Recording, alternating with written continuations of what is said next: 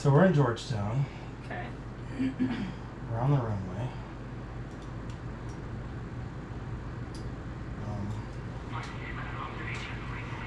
Where do you want to go? Let's just go and just depart to the west. It's fine. And we'll go up to let's do 5,000 since my being thermals works out that way. All right.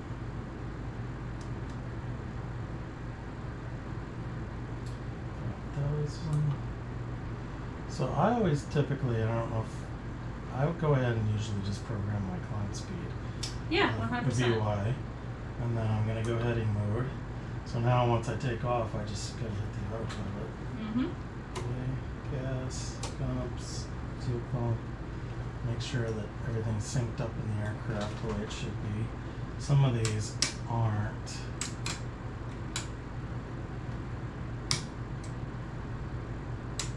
Which one's that? P2.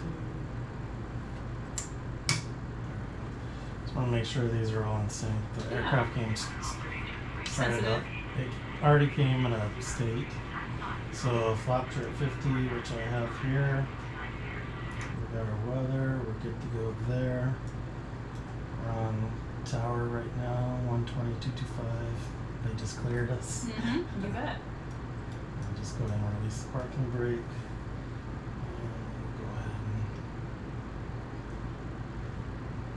And go ahead and it's a little weird. Trust me, I did Xplane going through our training, and it was definitely just do the best you can with the procedures. Yeah. But yeah, no worries on that So one. you have to kind of like tap the brakes no more than you would in a real aircraft.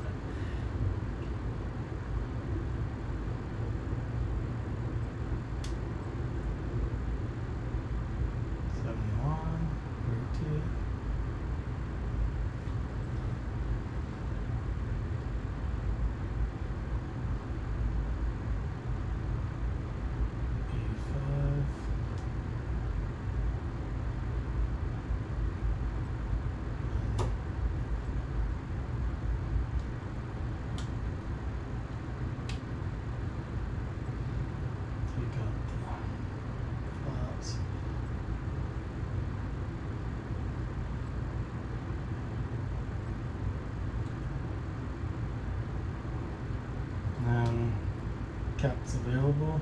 And then turn on the autopilot. So this should climb up to 5,000 out towards the west. Okay.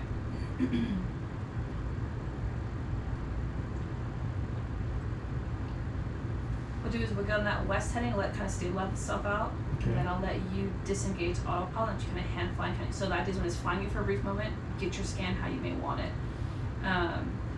How do you kind of scan the instruments? Do you do like the inverted V? Do you prefer like the radial version? To like you go across the screen and come down like that? Or do you come from here and go back here, middle of the screen, back to here, and kind of go up and down? What's your scan method? It's probably a problem because I don't know that I actually have a method. I know I keep an eye on both of these, altitude and airspeed, and then I try to, make sure I'm still on my heading. So, how do you prefer to do it? So usually I do what they call the radial scan. I'll radiate away from the attitude indicator, but the attitude indicator is always my home base. So normally I'll start from the attitude, and then I'll go airspeed. Airspeed back to attitude. When I get back to the attitude, I'll kind of peek at my slip and turn coordinator to make sure, slip and skid, make sure I'm coordinated. Okay. Then I'll go over to my altimeter there. Altimeter back to my attitude, and the attitude back to my HSI. Looking for either headings or courses or turns I'm doing turn indicator there. And then go back to the attitude indicator. That's always my ground zero to reset everything. So the idea is you gotta train your eyes to actually pick something that is really make for you. So you go here, here, back to here, up. I just kind of peek and make sure I'm coordinated. When I get back to the attitude indicator, I just kind of glance at it. Okay, so we're not very coordinated right now. That's one of the things that I don't do a lot of is stay coordinated. Yeah, the 20 does have a yaw adapter included with it, but it's not so much like the 22s. This one, it does need some extra assistance on coordination there whenever you're full power. Yeah. But the idea is when you start from the attitude indicator, it does give you, you know, pitch information if you're coordinated, the rate you're banking, for your actual bank angles. The idea is with your scans, spend about 1 to 2 seconds in each one, and as you're scanning it, you're interpreting what you're seeing. What you're interpreting is going to be you kind of control the airplane. Oh, I'm too fast. Let me go nose down a little bit, or I'm too slow. Altitude's coming up where I want to be, so let me, you know, put some nose down, pull some power out, so stuff like that in general. That's one method there. So let's see if we can get a little rhythmic scan going for you and get to 5,000, and we'll start just doing basic straight and level, trying to hold altitude at 5,000. I guess there are some tolerances, you know, plus or minus 10 knots from where we're told to kind of maintain. Usually you'll be flying at 120 knots. Okay. Your heading indicator, you know, plus or minus 10 degrees from left or right. Your altitude, plus or minus 100 feet from where you're told to maintain. So for us, we'll be just kind of maintaining 5,000. Okay. And then it comes to your turner indicator, then just holding center rate turn. Now usually, if you're 120 knots indicated, about 20 to 18 degrees of bank left or right will give you standard rate turn.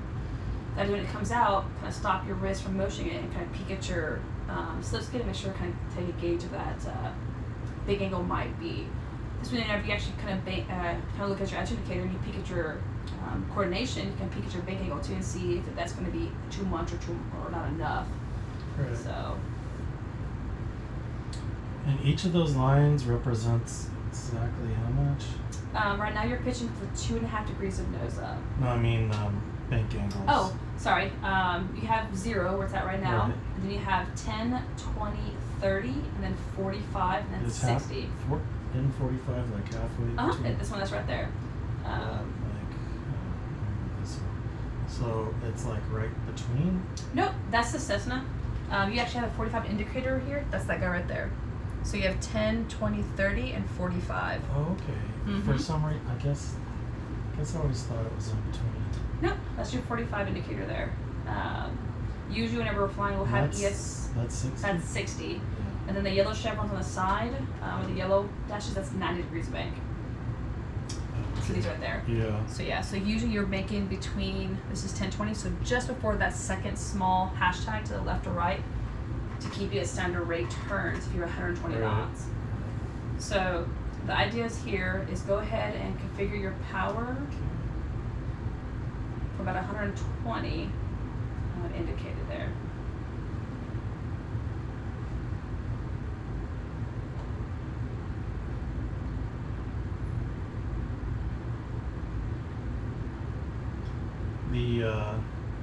They need to do some work on the mixture on this too. It's not like perfect. Oh, fair enough.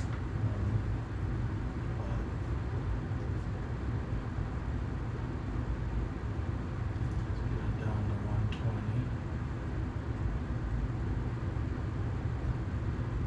120. Yeah, usually in the actual airplane's about 55 to 65% power, but this is similar here, so don't take note of the RPMs for sure. Just take note of the airspeed you want to be at.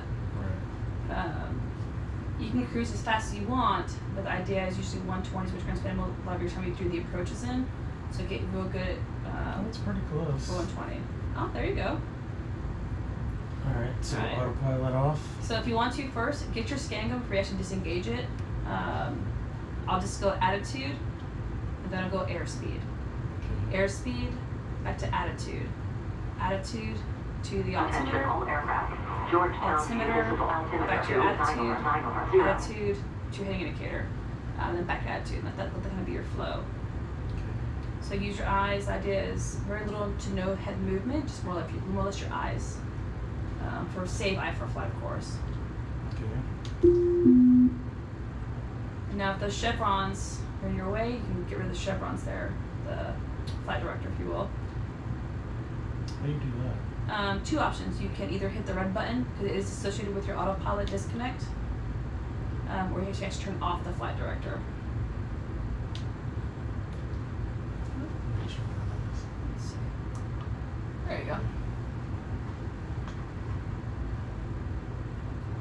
Your best is going to hold straight and level, kind of maintain that 270 heading.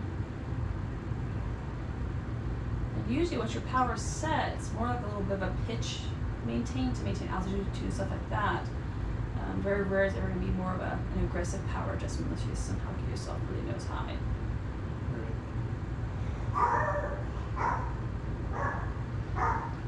So yeah, in the simulator, doing this stuff it's a little bit easier. Not for sure, but at least you get to kind of train your eyes. So when I get back to the actual airplane tomorrow, I think it's tomorrow anyways, Friday, that we have some kind of basis for your eyes to start to scan. Okay. So the 3 fundamentals of eye for flying comes down to is first going to be your instrument scan, and that's you train your eyes to do a certain rhythm or dance. You don't want to rush your scan. That's how you can skip things. When you're scanning your instruments, well, then it comes into the instrument interpretation aspect of it. It's you saying, hey, my airspeed's fine, or you saying, hey, my altitude's not fine. And that comes into the third aspect of it, and the third fundamental is going to be aircraft control. It's you saying, okay, if I'm too fast and I'm level from my altimeter, well, it's just a power issue. Pull back a little bit of power. Maybe 5% if you're like, 6 or 7 knots faster where you should be. A lot of times it's going to be like, maybe add 10%, pull 10%, but nothing really more than that unless you really do some aggressive kind of flying.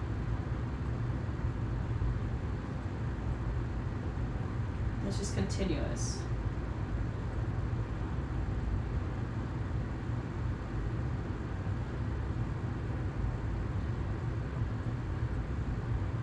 Now there are a few errors. You do have fixation, where you kind of get fixated on one instrument more than the other. You do have omission, where you kind of forget about one. Maybe you forget about your heading indicator or your airspeed, whatever case may be. And then you have emphasis, where you kind of emphasize on one instrument instead of using multiples to kind of interpret the entire aircraft's control. There you go.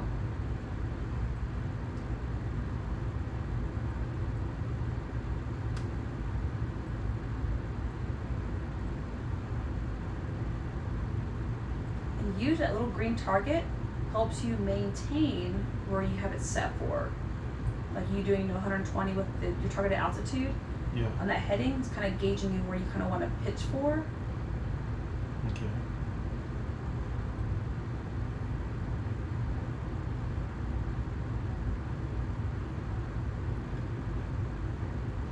All right. So.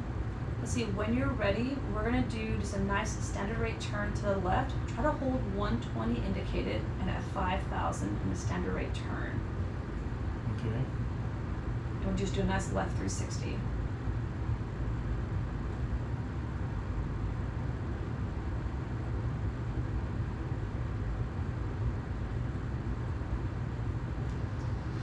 Okay. All right, when you're ready, we'll do a standard rate turn to the left. We'll come back to that 270 heading. And you always have that trim nose hard here, but that trim is going to be your best friend.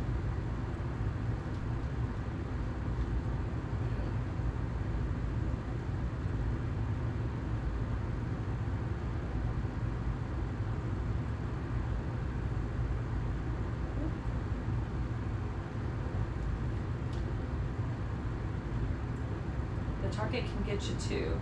It's going to give you more of an aggressive nose up or nose down.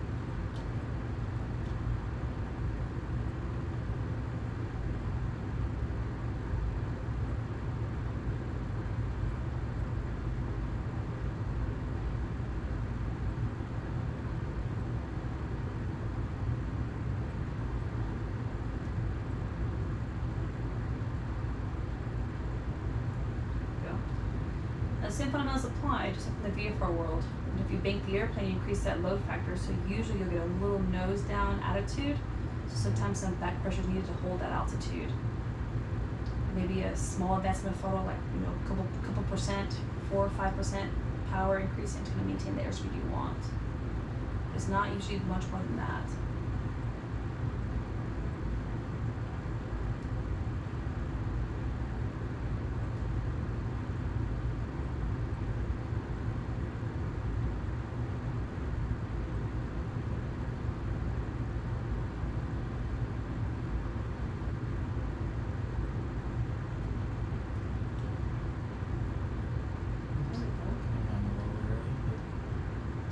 plus or minus 10 from where you're told to fly heading of anyways when it comes to your standards, you know, being vector to final or following a course or heading.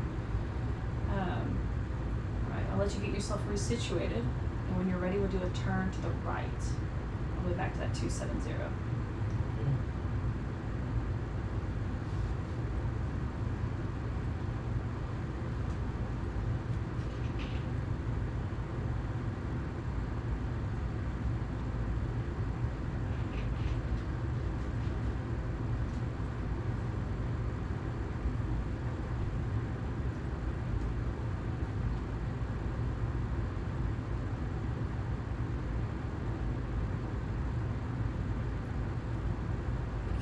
Fast, peek at that turn indicator.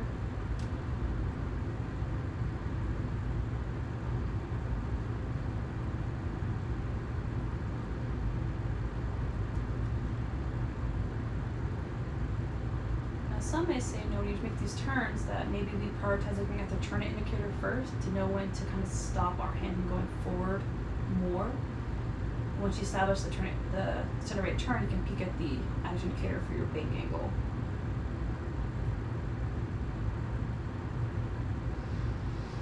So standard rate's between 2 bars and 3 bars? Nope, it's actually, let's do center rate here. Right. You're a little fast with center rate, so go a little bit to the left. Right on the 2 bars, right? So you're about 20 degrees, give or take. That's about standard. And that day when you make these turns, just kind of roll into it. Don't be so aggressive, you know, to make that quick bank left or right. Just gentle turn to left or right, kind of looking for that turn indicator because it will come out and start peeking there. Beautiful. All right. Usually when I have my guys climb, I'll have them only pitch for about 5 degrees of nose up, which should give you about 105 indicated. Keeps you at a good airspeed for good cooling of the airplane's engine. So when you're ready, let's just go ahead and descend down to 3,000 on that 270 heading. Let's see if you can maintain 120 in the descent, but nothing faster than 1,000 feet. Usually pitching where you have it right there is my default, which gives you roughly about 500 to 700, depends on where the nose is kind of pitching. So like 4%. Yeah, about 4 degrees of nose down. Yeah, 4 degrees in that. Yeah, you're good. That is nothing faster than 1,000 feet. Yeah. And if you see it, just say, hey, look, fixing my, my vertical speed indicator. Fixing my vertical speed. I'm a little fast. It's okay to make mistakes as So long as when you break verbalize it. 1,000, that's unsafe? It can be considered unsafe because you're descending so quickly that you could be unstabilized, maybe there's ear pressure for your passengers. A lot of things can happen. You can blow through your altitudes, the whole shebang.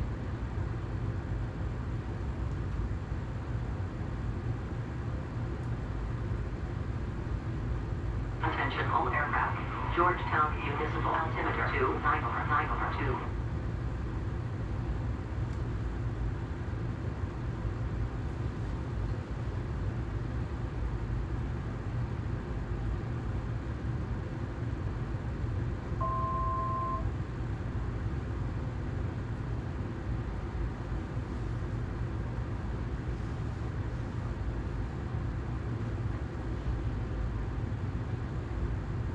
So now that you're descending in part of your scan, you might be actually kind of peeking at that VSI to see just how fast you actually are descending. Yeah, I'm watching that.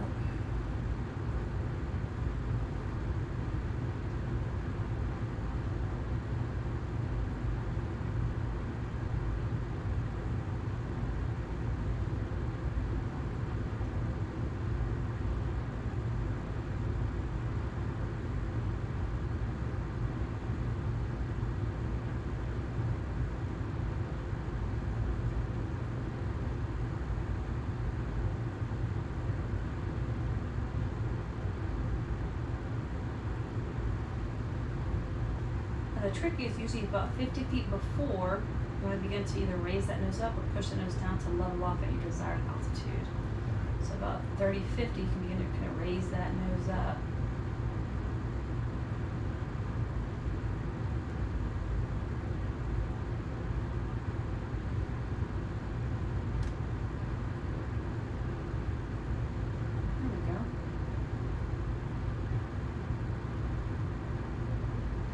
about IFR is ever meant to be fast. It's meant to be Attention all aircraft. consistent Georgetown Municipal Altimeter 2, 9 over 9 in a over good 1. timely fashion of turning, getting the under control smoothly. Okay. Yeah, they said in very standard rate turns or half rate turns, depending on what ATC may want from you. Okay, let's go and bug 5,000. Go back up. We'll maintain that 270 heading. So I want you to pitch for 5 degrees of nose up and maintain that pitch attitude. Okay. Airspeed should be roughly about 105 once you go full power.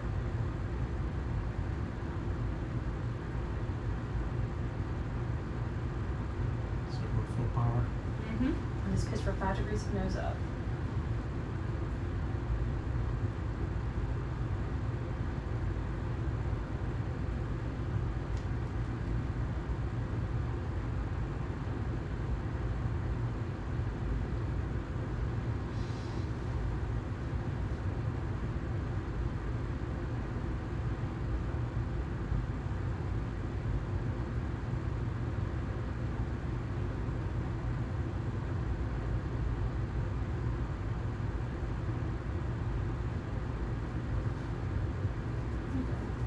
Eventually your scan will get quicker and quicker with your scan. Maybe you're 2-3 seconds in each instrument, might be then 1 to 2 seconds. You'll be able to actually understand the instrument where you're seeing more, and then interpret the aircraft control a lot quicker about what you see it trending towards, Right. versus what it's not doing.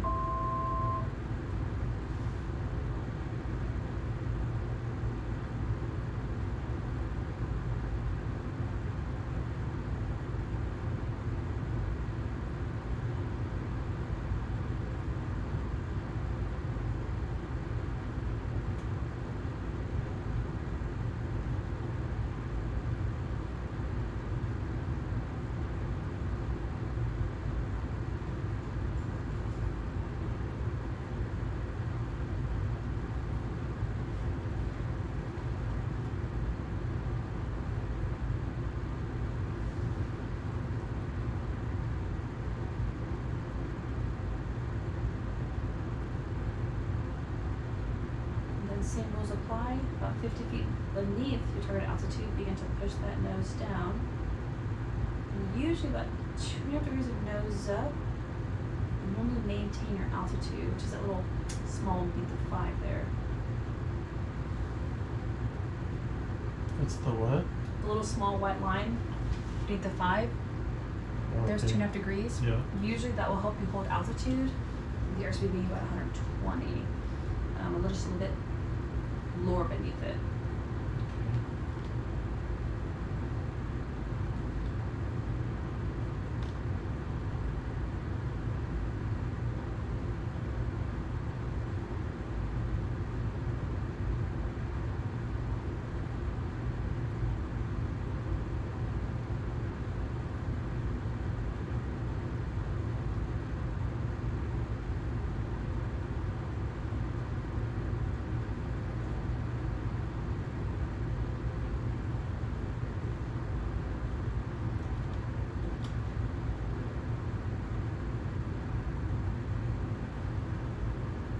All aircraft.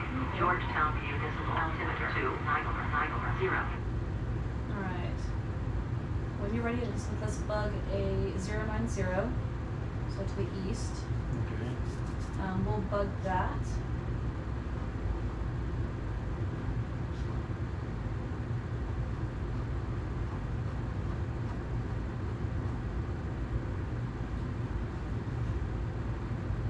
Okay. Alright, we're going to do a descending left turn, standard rate.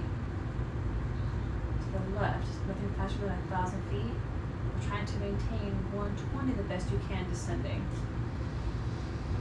Okay. And what altitude? I'll go down to 3,000.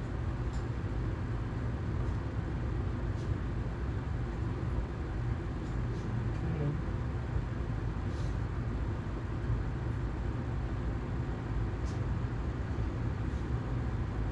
There we go. I just failed. Uh-huh. That's the exact same thing in the same airplane too. So So use can get a little small, gradual kind of pitch for it first, and then you can start that center right turn.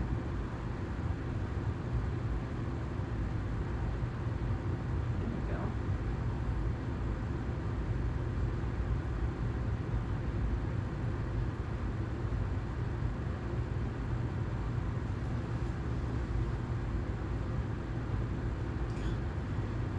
That's pretty tough.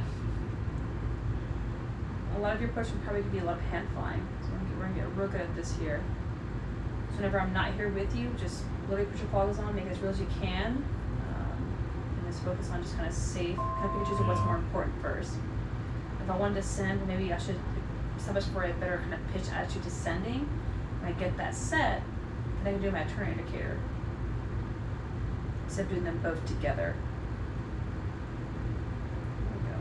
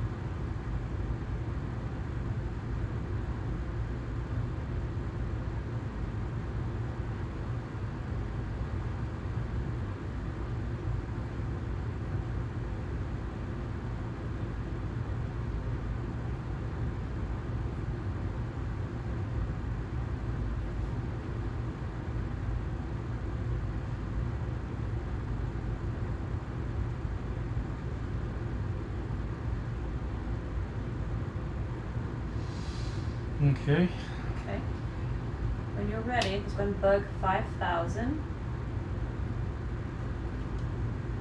And we'll do a climbing left turn, standard rate, back to the 270 heading.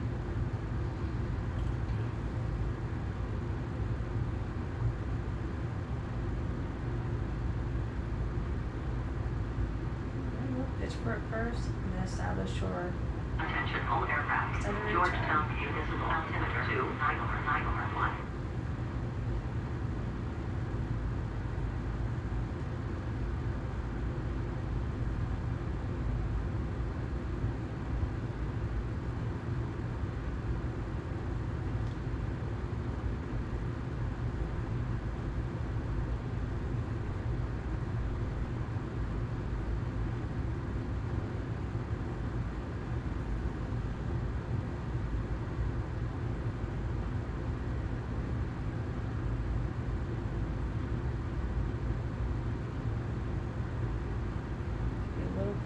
Something out. There you go.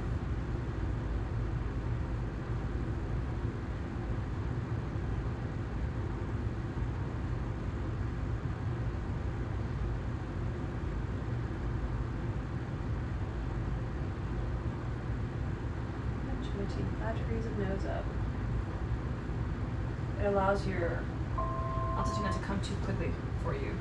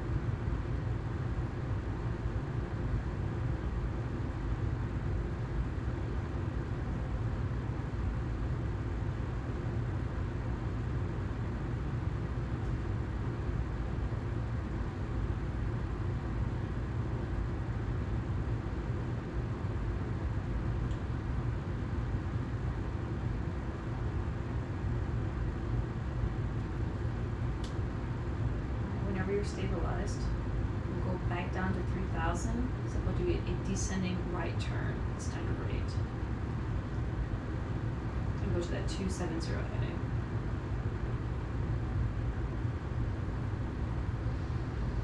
So some might choose to pitch first, for roughly about 2.5 degrees of nose down, and then begin to do a little bank in that. And we'll go to the right.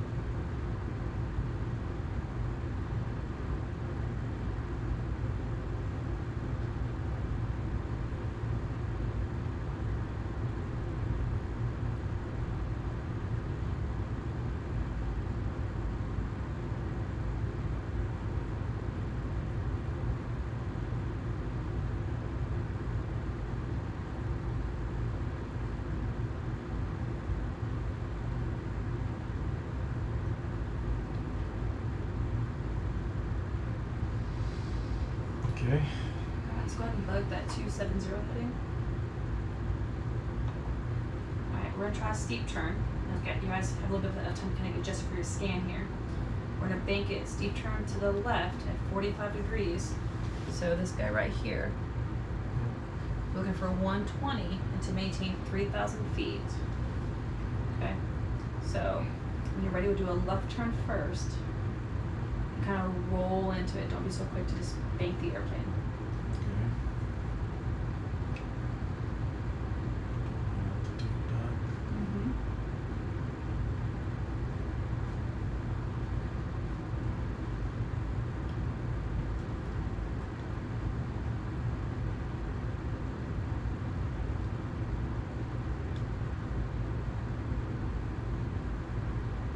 A little more bank.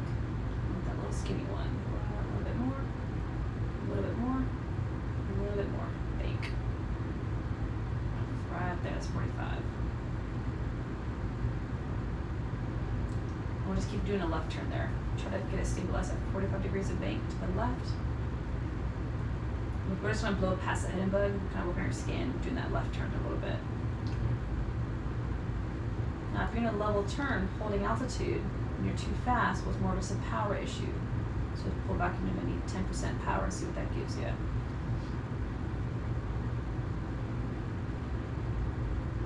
you go. And usually where you're pitching right now, that 200 degrees of nose up, usually you'll maintain your altitude in that pitch attitude right there. There you go.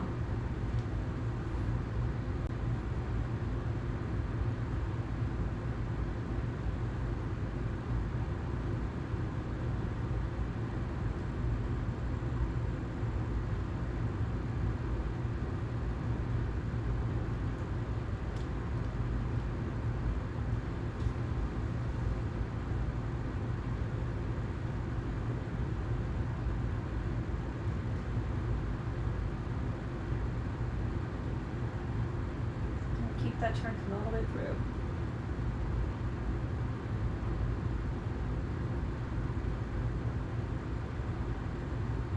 We'll keep that left turn.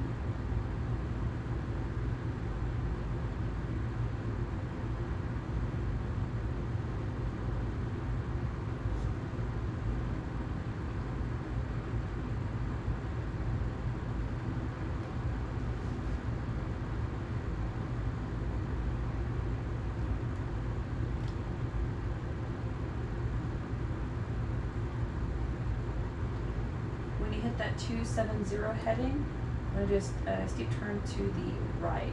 The same thing, 120 and maintain 3,000. Do a few turns that direction.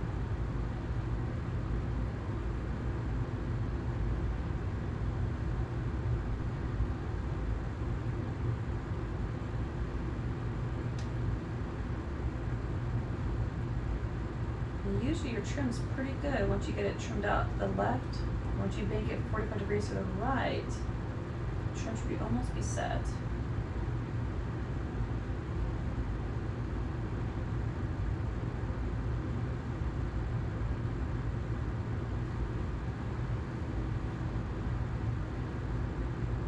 There you go.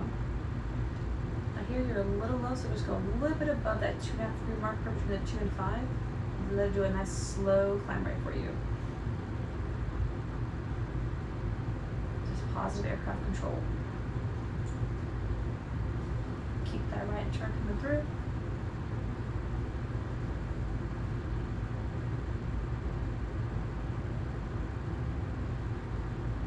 Once you're approaching it, little nose down. There you go.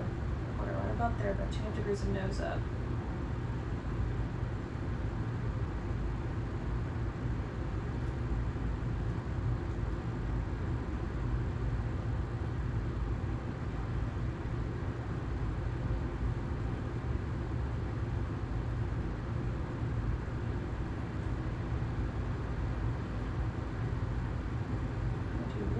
Turn.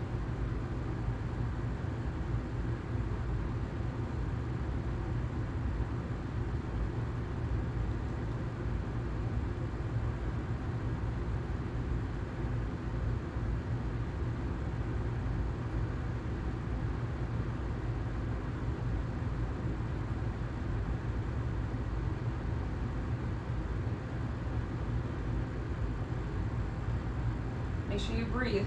Yeah, I know, right? It's like if I don't breathe, maybe I won't do anything. There you go.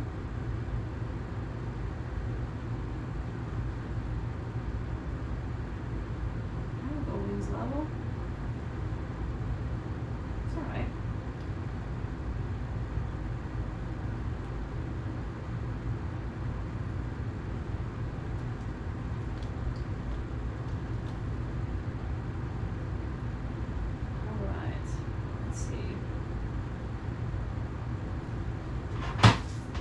A lot of guys spend about 10 hours doing just maneuver flying.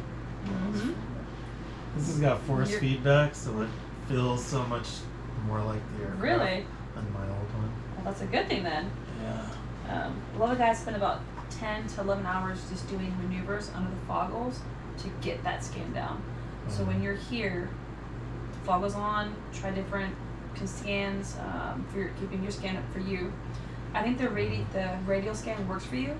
You come from attitude to airspeed, attitude, and kind of peek and make sure you're coordinated. Altimeter, peek at your VSI, make sure it's staying 0 or has, either not too fast, not too shallow descent rate. Mm-hmm. Back to attitude, again, peek if you're coordinated. Back down to your heading indicator or your HSI. Looking for either a course you're flying to or a heading, or you're following your turn rate indicator, first or second rates, left or right. Okay. And then back to attitude, kind of peek at some stuff along the way. Okay. Okay. Alright. Not gonna do any like maneuvers per se, but the steep turns is the booger one. That's what it gets most people because it's such a fast turn. A lot of stuff's going on. Your scan has to be a little bit more in depth for those scans.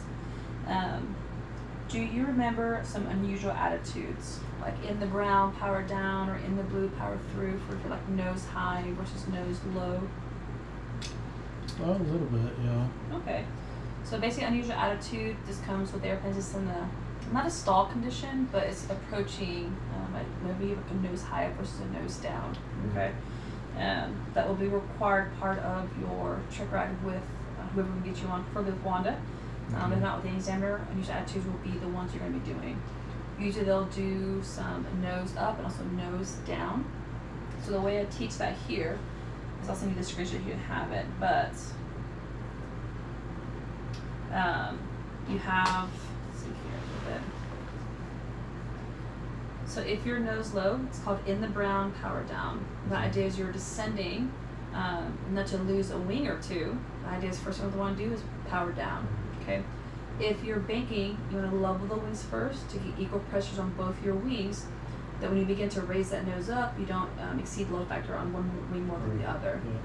Once you're back to a level kind of safe altitude or pitch altitude for you, qualified cruise checklist, pitch, power, trim, if you will.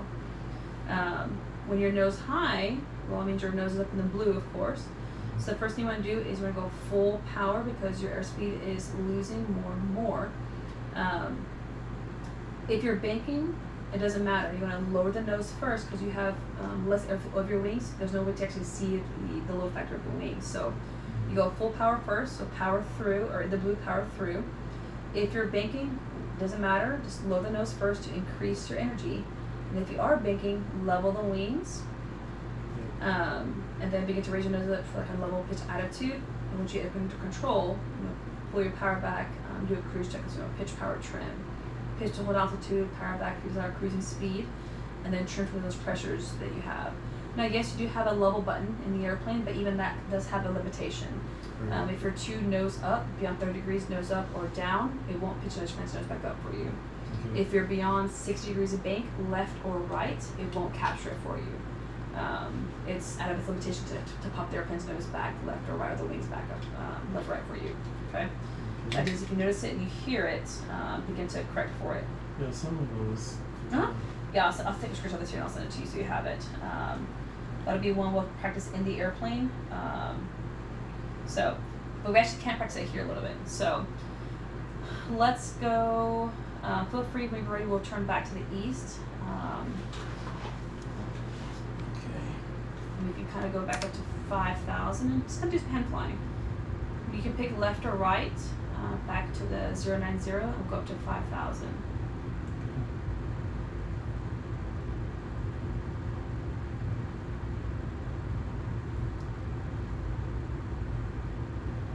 And usually just default to 5 degrees of nose up for a safe climb rate.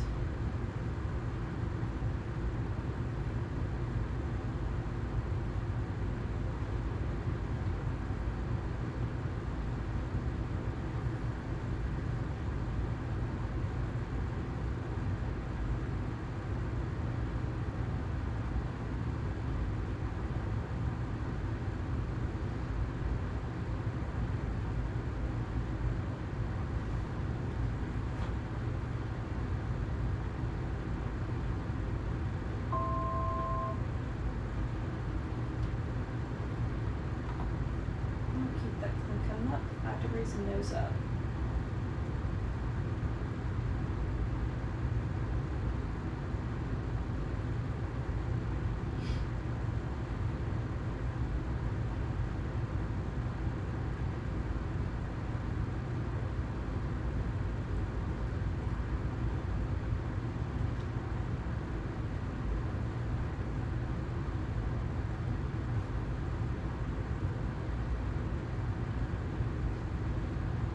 All aircraft. Georgetown view visible altimeter 290.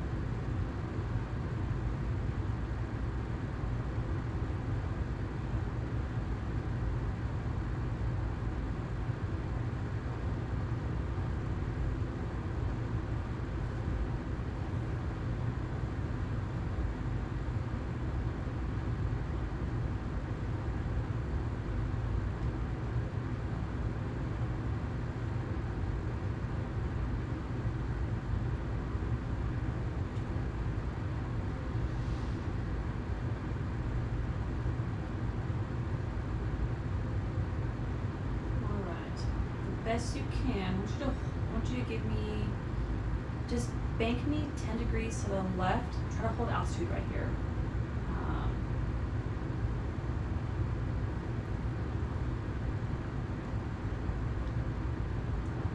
Alright, I want you to close your eyes. Just gonna hold that there for a little bit.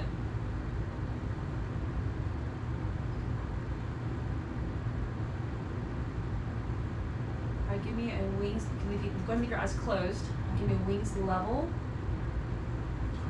I'll still keep a. Oh, fair enough. Remember to be in the brown, power down, in the blue, power through. So if your nose down, cut power first, power to idle. If your nose high, you're gonna put the power to full. Alright. Give me what you think might be a 10-degree climbing left turn.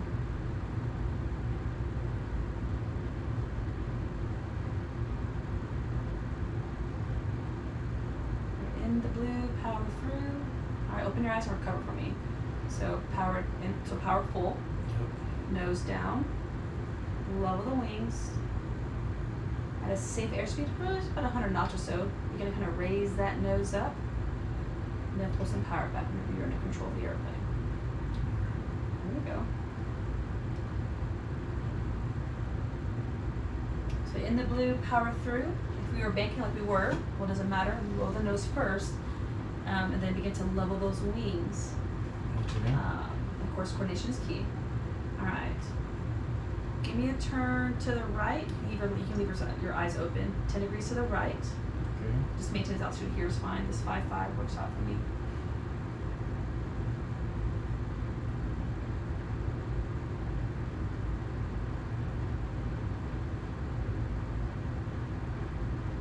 Just gotta have that locked in.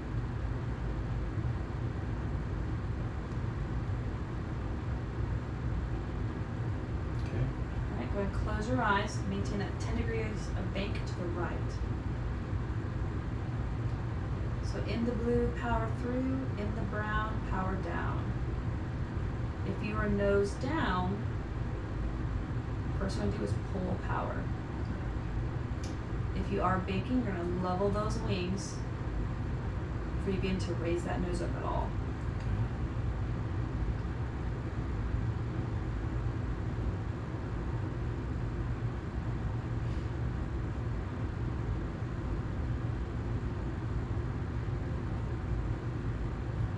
Give me a descending right turn that might be 10 degrees of bank.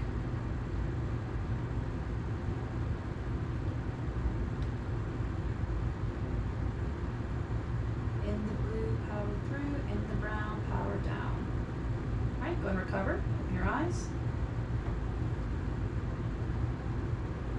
Attaboy. You're going to raise that nose up gently.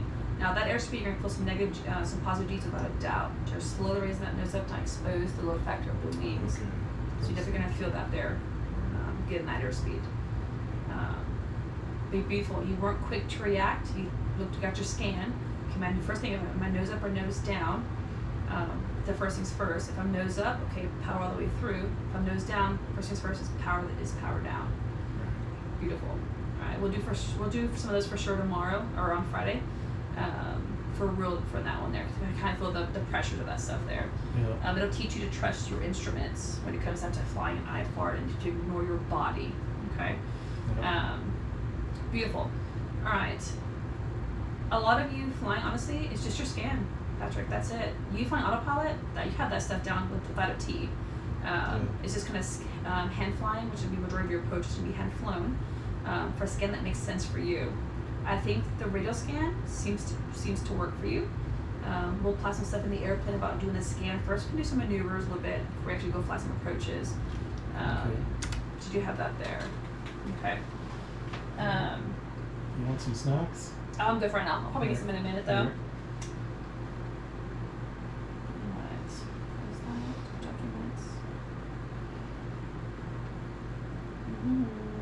Let's do maneuvers. Okay. Did I ever send you the syllabus for the I4 one? Or did I never send that to you after all? The I4 syllabus for Genesis? I don't think I got that. I have a hard copy of it, but Oh not the yeah, as digital. long as you have a hard copy, that's fine. If you can send me the digital, that'd be great, because I prefer having everything on my An iPad? yeah. Okay. All right. And I ordered, I'm hoping it comes soon, because I paid a lot of money for it. The 2024 Far Aim came out, and they have Mhm. a company that tabs it for you. Gotcha. So it's tabbed, pre-tabbed. Mhm. So it's like $120. But Just make sure it's what you want. That if you need to take out some of those tabs and make it your own. Yeah. They kind of. well, the tabs, I bought it so that it has private, instrument, and commercial, because I Mhm. plan on finishing commercial as well later. Oh, fair enough. Not sure about CFI, but I definitely want to be commercial. It takes a gift to become a CFI. You gotta have the patience for sure. You have to have a basis of just basic. Understanding the airplane. Yeah. I know it seems stupid having your foggles on and getting scanned, but if you can get the basics, you can then have your guys levitate up to higher increased learning ability. Yeah. Flying the airplane, doing comms and doing the bugging the altitude, bugging the heading indicator, or divide and conquer, or doing checklists while you're doing it, while you're gonna climb, the stuff like that. Yeah. So you have that there. Okay. Oh, by the way, I don't know if you. Whoa! You like that? I do like that. 713 Mike Papa. Nice. The definitely is my airplane. I don't like 44 Golf for some reason. Some of the numbers just don't roll off the tongue very well. So I'm just Yeah. like, all right. No, I like this aircraft, so if we can Good. continue with it, that's good. I'll keep that in mind without a doubt. Okay. Let's go apply some approaches. Let's go actually apply now a separate or another piece of your HSI there. Let's see, we're near burn it. Let's go ahead. Let's go and program the approach, the VOR approach into Lano, since we're right there. Okay. Let's see.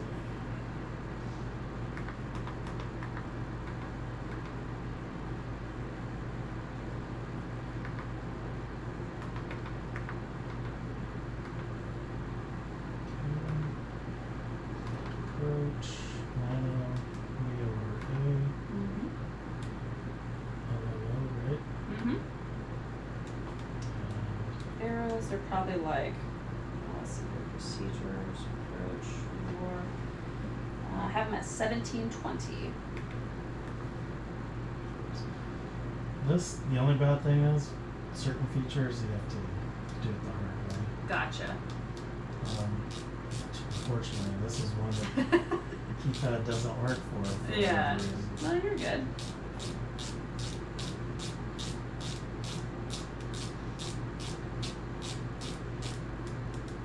So 20, Mhm. activate or whatever. Oh, look, just activate, it's fine. Or because it's paused. No. Oh, maybe because he paused. Attention all aircraft. Georgetown see. Municipal Altimeter 2. I'm going to go ahead and press pause on that real quick. On your, there we go. When you start to brief your plates, brief it how you're going to fly it. Okay. That's weird.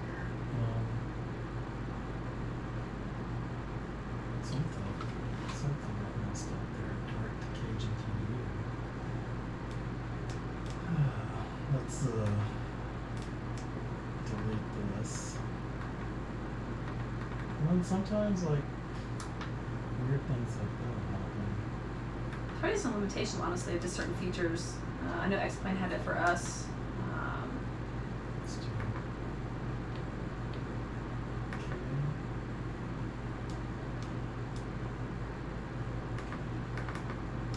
yeah.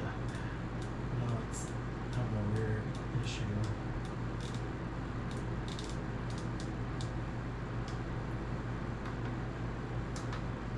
We'll probably just unpause it and then go direct to. And then once you get the first loaded in, you just activate that and then pause it. Might have been because we did direct and it wasn't actually unpaused.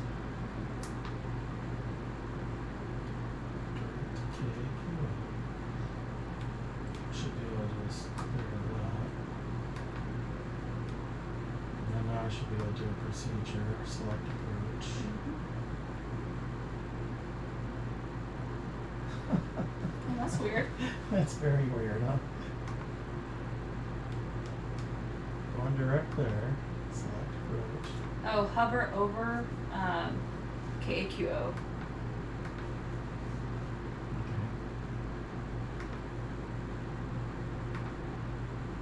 Like, what do you mean? Like, Go back to your flight plan and put your cursor over. There you go. And then Mhm. hit procedure. And then hit enter. Okay. Just hit clear and just change the airport on top. Push for your cursor in. Oh. Yeah, So what, let's go ahead and it's let's a just little buggy unpause right it. now. There we go. Let's see if that does anything for you. Oh, there it goes. Direct to Lano. Okay, so let's see. So approach. Oh, maybe that's why it kept me paused when you're Yeah. doing that. All right, so we're gonna go to VOR. Yep.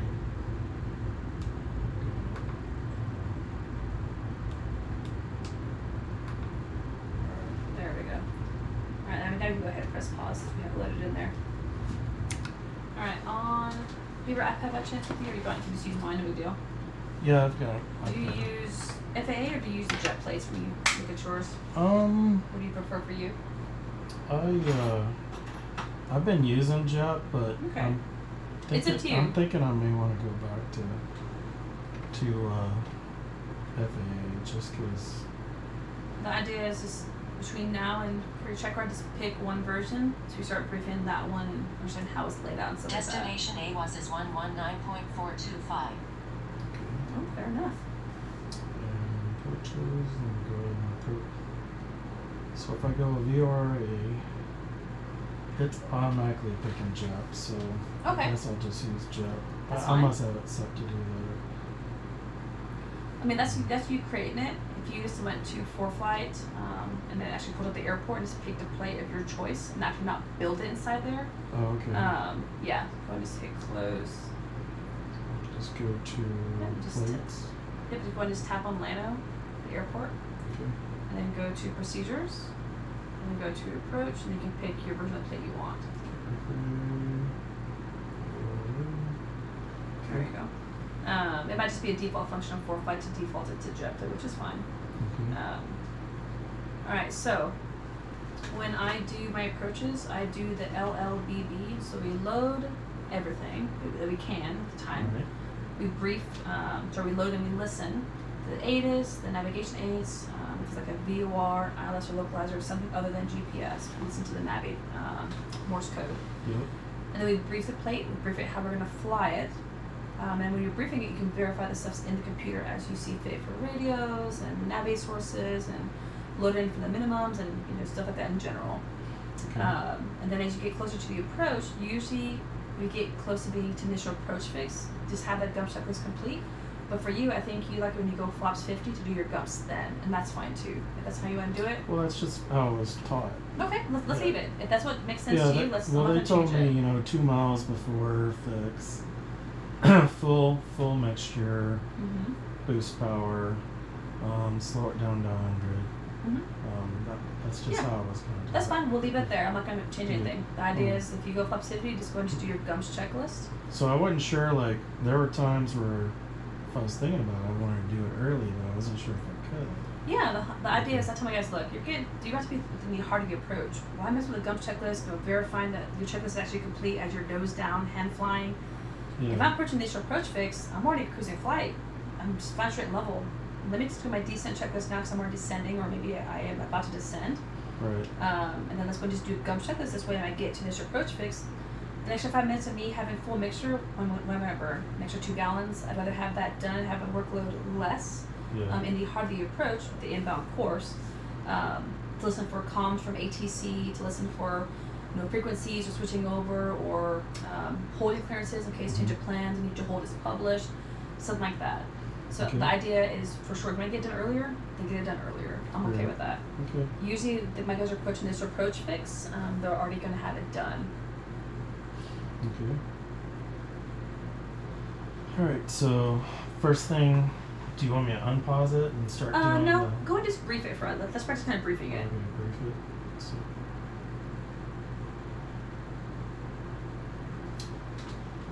Alright, so we are doing the VRA until Lano. Mm-hmm. the Vortac is 108.2, which is not in our system. The approach course is 089. Would you call that 90? I thought I'd call it. You can call it 90, but I'll just probably just read off there. Just keep us simple, you know. First course. 089 degrees. Airport elevation is 1102. My AWOS is 119.425, which we'll get the weather from. Probably talking to Houston Center right now at 132.35. They're going to switch us over to Unicom CTAF at 12305. Hand us off there. And after the approach, we'll come back to Houston. And we're going to fly out to the VOR. And we're going to, at some point, descend down to 3,500 within the procedure turn. Because that'd just be a procedure turn, not a hold, right? So they call that a course reversal, Oh, course or reversal. a hold and loop. It's a way to reverse your course. Okay. The procedure turn is the one that has the little line and the deflector Oh, bar. that's right. Yeah. Okay, so we'll do You just call it course reversal. It's fine.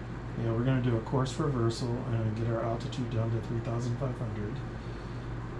And as we get close to the VOR, I'm going to switch my CDI to the VOR CDI. Is that correct for me to say that? Yeah. When would you actually do that? Before I get to the VOR, when I've done my course reversal. Yeah. After. I'll say once I'm tracking that 089 course and I'm stabilized, I'm going to go ahead and kind of bug a heading so I know what to fly when I switch over that CDI instead of something kind of follow for a brief moment. Right. Because you will come into the cone of confusion since you're actually flying over the actual vortex. You will have this little the needle begin to kind of shift left or right. Okay. So do you keep it on heading mode then? No, I'll just bug my heading. This way, when I Okay. get over in that confusion, I can follow the heading. Okay. And I get past the vortex, you're just going to pick left. It's going to say peg one side left or the other. Right. As you keep following that heading, you get out of cone of confusion and begin to kind of shift itself back to you. If it stays full peg to one side or the other on your actual HSI, because small heading that way, maybe like 5 degrees, and then it start coming in rather slowly for you. Okay. And then once we pass the VOR, I'm going to continue on the heading of 089, and I'm going to descend down to my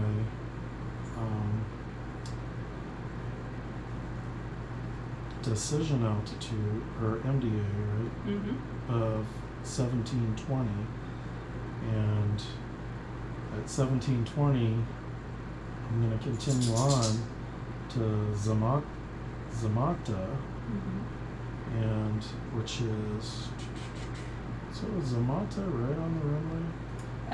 How it has it here is pretty much right on the edge of that runway. So if I don't see the airport by Zamata, I'm going to go missed. And I'm going to climb to 2,200. On what heading? So missed approach is climb to 2,200 on the 089 There you go. heading. And then I'm going to make a left turn to 3,500 direct to the Lano Vortex. So I'm flying back to the Lano Vortex. Okay. And I'll initiate a hold there. Okay. When you brief your going miss portion, you're going to go hold. Tell me what kind of entry you're going to do, and if you're doing timed or distance, and what you're tracking the inbound course is. Okay. I am going to enter that with a teardrop entry. Okay. And I'm doing 1 minute legs on the 089 radio inbound. Yep. And With this right and turns. Yep. This would be standard turns. Standard turns, yes. Now, with you doing your teardrop, what heading are you going to fly once you cross the vortex?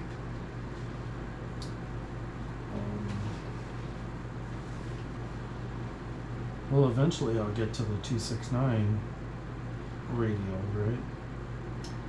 It is, well, hypothetically, the 269 is the same radio as the 089. Yeah, that's right.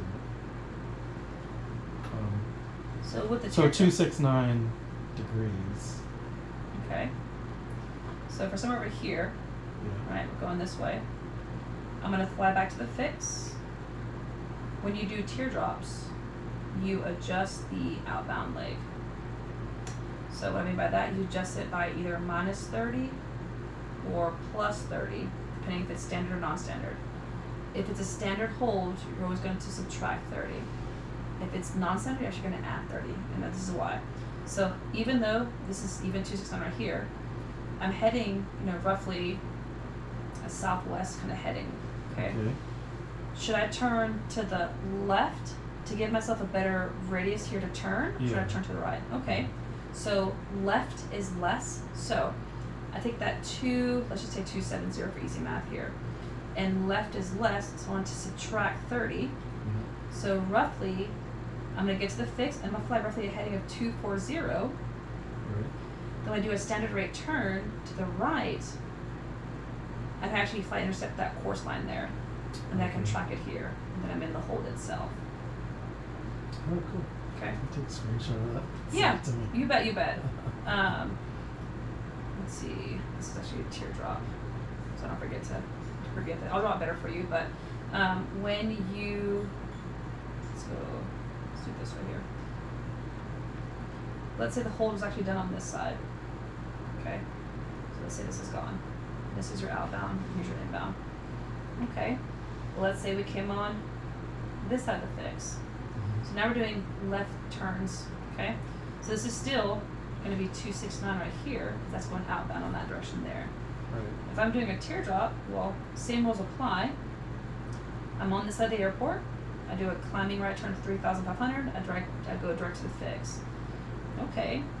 Well, now I take the same plus thing. 30, Yeah. So plus 30 this way, and then turn turn back this way. Yep. So that's how that works there. So teardrops, you adjust the outbound leg. When you do parallels, you adjust the inbound leg to either plus or minus 30. Okay. Okay. So if we're going to do a parallel, let's just say we're on this side. Well, I'd fly to the fix. I'd fly outbound for about a minute and a half, depends on the winds. And then eventually I need to take a left turn. The question is, what heading am I going to fly? Well, I actually need to intercept that course again. So if this course here is that, this is say 090, well, I need to fly heading something over here. So 090 minus 30, roughly is 060, heading to intercept that course right here and then get myself in the hold there. Okay. Maybe vice versa, if it's going to be non-standard, I actually would just add in 30, do a turn over here to get myself to the hold there. Okay. We'll do that. I'll make a better drawing for you. I'll have that so you can have that there for you. Cool. But yeah, so teardrops here. So, briefed it good. Don't forget about your validation dates. So normally I'll go into, hey, today we're doing the VR approach in Delano. My flights are valid from the 10th of August to the 7th of September. I'll go back to doing some little bit of aviation stuff there. Okay. Just tomorrow. Tomorrow. Isn't? Oh yeah. Yeah. Yeah, tomorrow. Tomorrow. So better have an update probably here pretty soon. Yeah. So VOR approaching Delano. Flights are valid from the 10th of August to September 7th. This is a VOR approach, so we're looking for the vortex of 108.2, and yeah, we'll just put 108.2 in there. The approach course is a 089. Because this is a circling approach, there are no runway distance noted for us here. The elevation is 1,200. We'll keep that in mind. Assuming that we look at the ground for the takeoff minimums and the alternate minimums for the airport here, we'll look at that at a future date.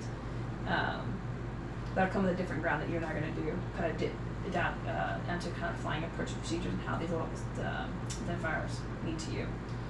Let's see, so the notes here, let's see if they apply to us. Circling runway 1331 authorized at night, or not authorized. Okay, well I'm not going on the grass strip, so it doesn't apply to me for that note. Yeah. Circling runway 35 not authorized at night. Today we're doing flying in the daytime. Winds are from the south, so it doesn't apply to us. When local timber setting is not received, use burnout timber setting and increase my MDA by 80 feet. Okay, well, I have the current weather. If not, I would just go 1800 would be my new MDA, and I'll just literally right down here write 1800 so I don't forget to change it on there in case I do forget. Okay. Can I just put a line through that there if you wanted to. 1801. Okay. And then I'll go into briefing AWOLs here like you did there. Here's a center, Unicom, have this verified loaded in there as you see fit. Then I go into say, okay, I'm doing the approach. I've told Course that we're gonna fly to the initial approach fix. I'm roughly, maybe we're up here at the moment, going towards the airport this way. It's okay. So I'm gonna do here, and actually just brief it how you're gonna fly it. I'm gonna fly to the Lionel Vortac. Eventually I will be down to 3,500 before I come back for the course reversal here, but I'm gonna fly to the fix. Give it my side, go ahead and do a teardrop. Do a teardrop here. So about we said a 4-0 heading. To do the course reversal, I'm going to do heading for about 1.5 minutes here to give myself distance away from the inbound course right here. Yep. I'm going to do a center rate turn to the right to intercept the 089 course back to the Vortac. Now, with this being a non-precision approach, 2 miles prior, I'll configure for flaps 50%, so down from 120 down to 100. I'm just going to maintain 3,500 feet until I get to the Vortac. Happens to be my actual final approach fix as well. Once I cross that Vortac, well, I've got 6.5 miles to lose, roughly, I don't know, just under 2,000 feet, to get down to my minimums of 1,800 or 1,720, whichever you're doing. Yep. Because we're probably gonna go miss, so therefore I have the entire distance to actually get down. But usually you want to chop and drop. You want to chop power and then drop and get down and level off here to fly into your missed approach point to Zamata. Because if you actually were going to circle, well, you want to be a one. This is a expanding circle minimums here. So at least 1 point, I think we're 1.7 in this domain, miles from to that circle to base to final there for you. Right. You can't circle Zamata because Zamata is right here. There's no way to actually circle back. You come back this way. You actually have to overfly the airport and then do a different version of the pattern, come on this side, if that was the case. Right. Which is fine. Maybe you got to Zamata and you actually saw visual of the airport. Great. Well, it's just going to be you there. Nothing on here says circling is not authorized on certain sides of the airport. So I'm visual. So yeah, overfly the airport. Maybe different approach speed. Go out about maybe 1.5 miles somewhere over here. Then do a left downwind base to funnel, come in and land the airplane if you want to. That's real work flying there. Right. Okay. So that here, I'm going to do a teardrop entry for my course reversal. Track the 090 inbound course, get myself configured for flaps. After brief how you're going to fly it. In the event that I go miss today, it'll be I'm fly heading roughly 089 up to 2200, which is fine there. Then do a climbing left turn to 3,500 feet, direct to the Vortac and hold it as published. Because I'm on this side, again, I'll just do another teardrop. Fly to the fix there, do a heading roughly 240 for about 1 minute, 1.5 minutes. Center rate turn to the right, track the 089 inbound course. I'm holding at 1 minute legs on the inbound course. And that's just how you just brief it there. Oh, it's a lot of information to like, and they want all that information on your checkpoint. They're going to want to understand how to fly it. Worst case scenario. Deciphering how you're going to fly it, what you're going to do ahead of time before you ever get near that approach. It's almost like you getting your call to come back from Georgetown and telling me, hey, this is the weather, here's the winds. What calls might you get? Oh, I might get a base entry, I might get a downwind entry. The same thing here.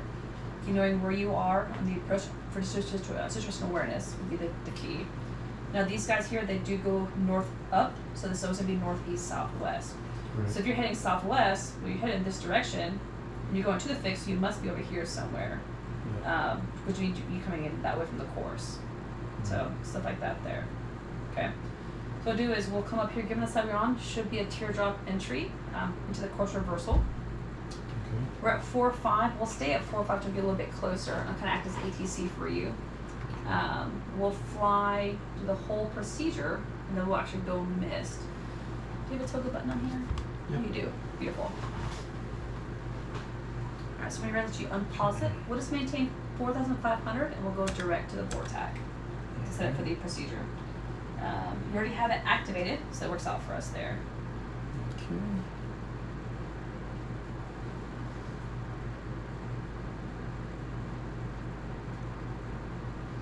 Actually,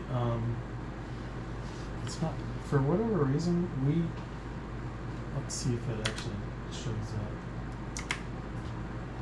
Oh, 8. So it didn't put in my navs. Okay. Um,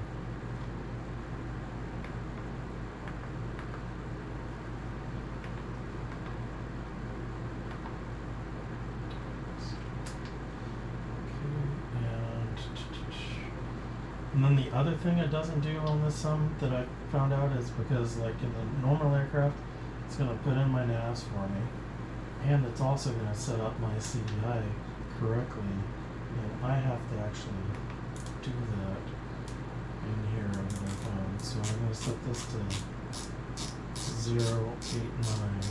Okay.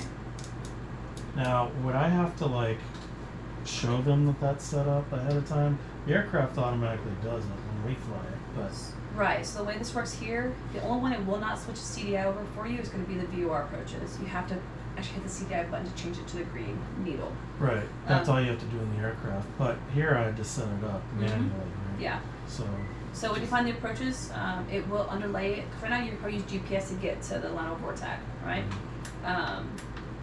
So you're going to use purple maybe to get there, and you'll see it in gray behind the airplane, set with the inbound course of roughly 089, with the VOR1 being its primary there. It'll actually display it all right here for you on the bottom of your screen of your HSI there. Yeah. I see you have your brain pointers up there, so that's good stuff there. So this isn't perfect, but it's okay. It does good part as long as it works for you. At least. We'll maintain 4 or 5 the best we can. We'll kind of fly the intercept heading there a little bit. We'll track that course.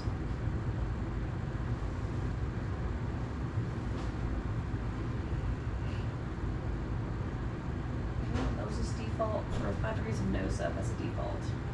If you really want to climb a little bit. Climb? No, if you're going to climb, just default to 5 degrees of nose up.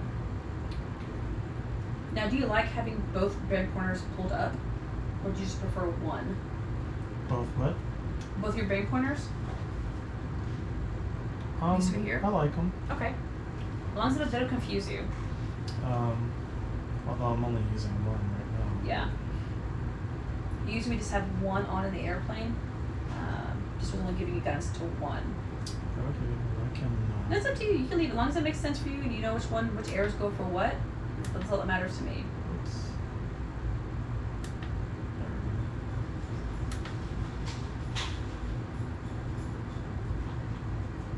Attention all aircraft. Georgetown view visible. Altimeter 2, 9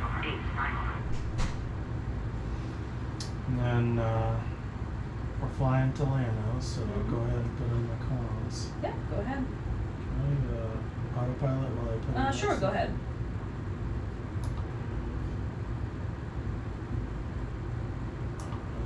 And so that's AWAS 119, 425.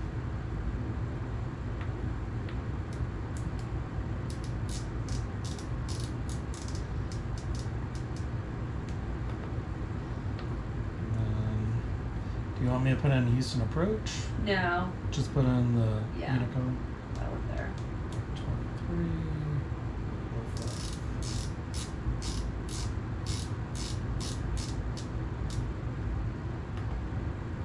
I'll go ahead and let's see, 199, 425. Go ahead and get the weather. 0 degrees at 4 knots, gust 10. Visibility 4 at 10 miles. Rain. Sky clear. Temperature 38. 2.14. Altimeter 2,992.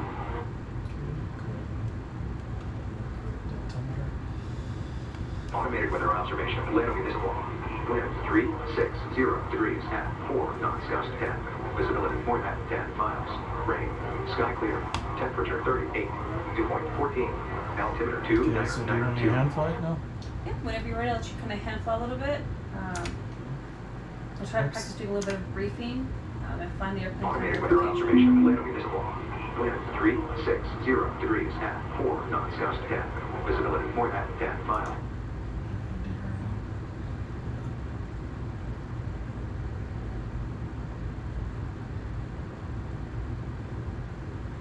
So the idea that I'll call here would be from Houston Center. Hey, Santa my Papa, see you direct to Lano. Give her approach request. you would come back and say, yeah, looking for the VOR approach into Leno with a full published miss after that. Okay. They come back to you and say, Roger, you can expect that. Something might pop up when able, direct Leno to join the approach. And then you would just say, all right, direct to Leno to join the approach, 7th might pop up.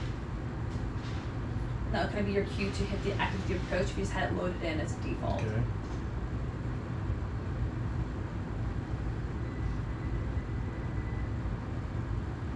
Usually we're in VFR, so they're like, okay, you guys come in here VFR, you guys come in here IFR, what you guys plan?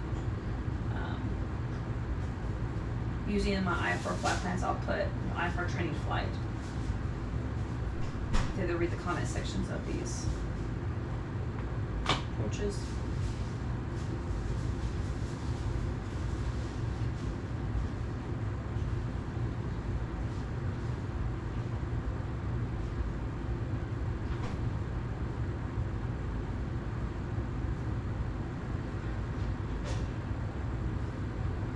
About 8 miles. Feel free to kind of do a little bit of briefing if you'd like for your approach, but if not, you can just kind of hand fly it for right now.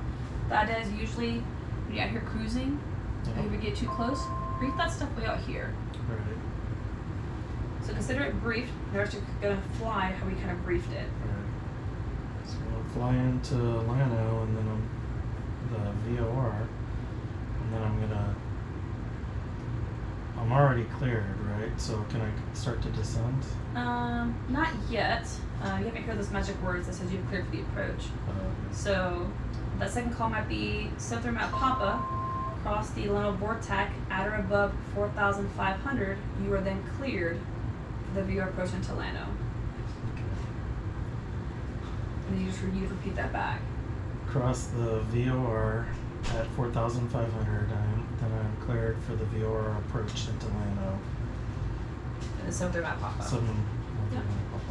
That means here is you can cross it at 4,500. Right. Anywhere between here you can begin that descent because then you're clear to follow whatever your approach plate Right. follows for that 3,500 feet there. Yeah, so then I'm going to cross it and then go with a heading of 240.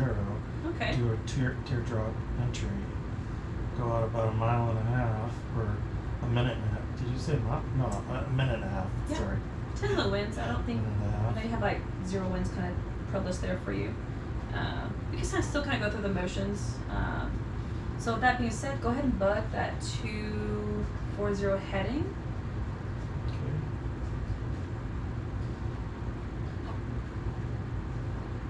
Oops. It's easier to do it that way. There you go. Luckily for you, you're kind of already flying that intercept heading. Alright. So we're always going to fly to the fix first, and then we're going to assess those headings. Now go ahead and pull up your timer reference. You have that bad boy up.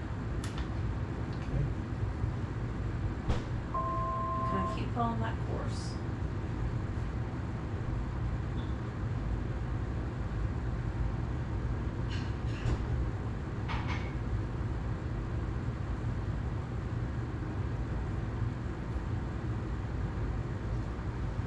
If the flight director is on there, it's giving you guidance. So if you can match up your yellow chevrons to your purple chevrons there, or magenta, it'll help you maintain altitude and also your course, because you have it set for nav there. So it will maintain the nav function to give you guidance go in that I direction. didn't realize that. Uh-huh. But you have to decide how to program it. You can set it for also altitude, climbing or descending, holding altitude, or nav or heading. It actually will turn and give you guidance, but it won't do it for you unless you actually engage autopilot. So you got 0.9. Once you cross that fix, you can start your timer. It's even giving you a teardrop entry. Okay.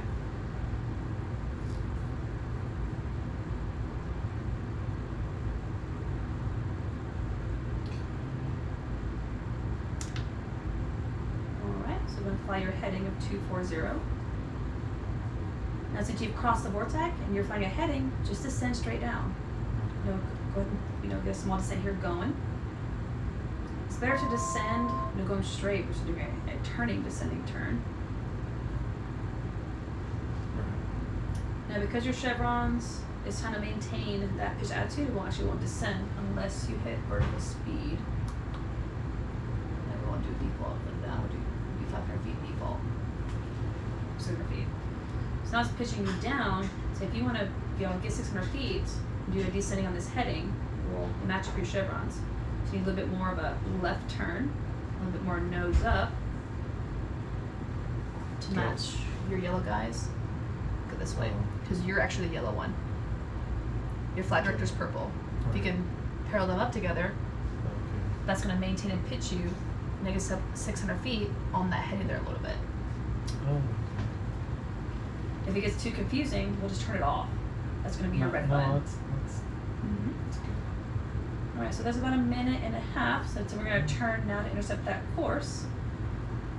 So we're going to do a standard rate turn to the right. Ooh, watch the descent.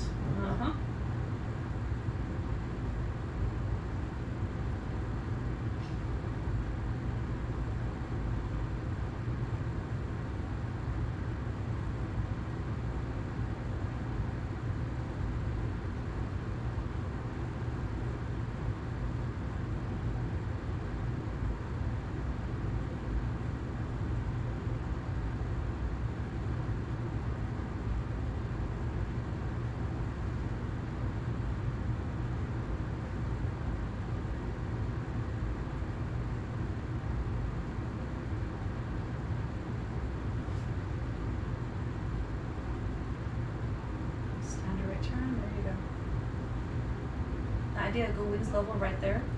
Go wings level. Yep, go wings level.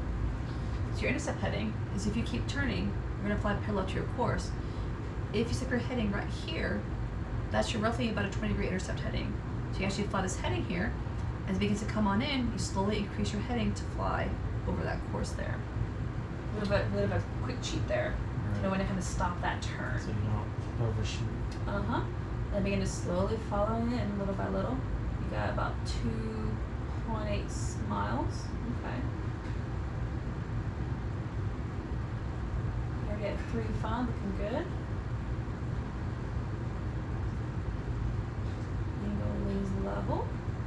Let's go and bug that heading you're on right now. Let's go and switch over your CDI. Now you're 2 miles from the actual VORTAC. Now here, just follow your heading. You're about 2 miles. You're coming to that cone of confusion, so don't chase the needle. Right. What you can do is lower your altitude here to have it set to where you want to stop your descent once you cross it. You said 1720 for your minimums, or whatever your push might have had on there for your flight plan. If you had multiple ones set up here, you can follow those altitudes there a little bit. Okay. We got 0.9 to go. I think you said 2 miles per hour. You can figure flaps 50. Oops, flaps. And there's that balloons. There you go. That's really realistic. All right. There's that cone of confusion. Just wait. Here's your 2 indication. There's a vertex going around here.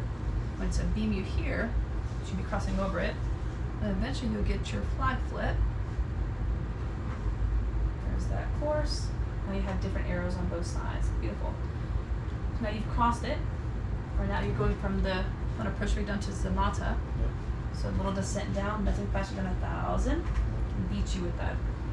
There you go.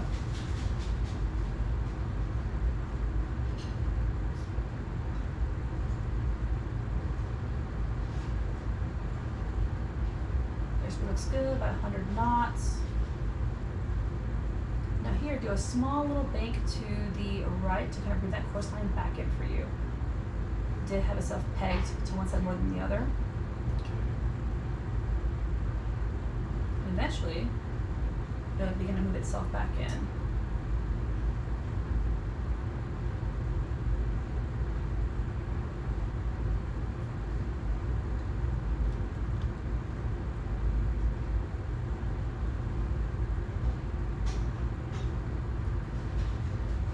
There you go.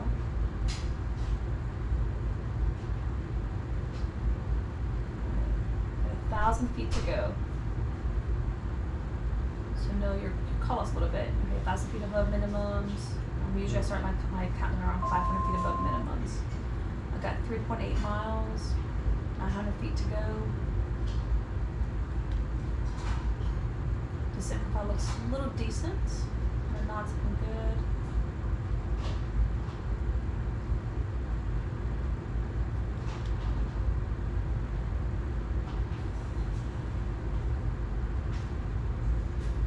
Miles to get to Samantha. 600 feet above minimums. There you go. And small intercept headings.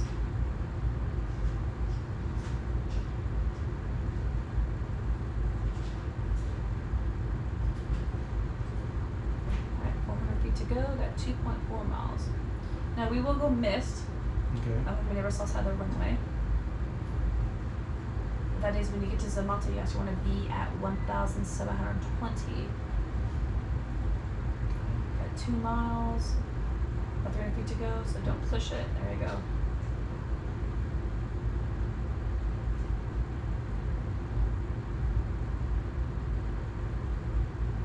A little small heading to the right a little bit. You can bring that course line back in.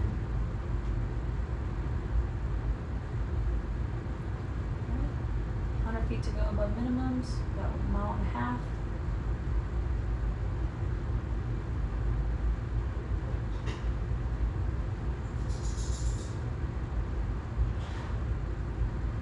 Level up from here, but as your minimums, we'll call that minimums for you.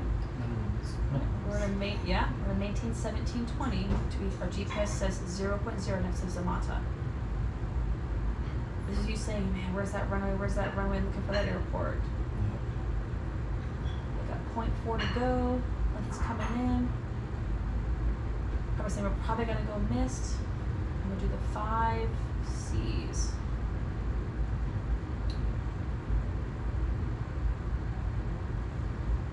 Alright, there's 0. So first things first is we're gonna cram, so we're full power, and then pitch for roughly 5 degrees of nose up. And cram, climb, and then clean. You're fast enough to get those flaps out. So cram, climb, clean. And we're going up to 2-2. 2-2, yeah.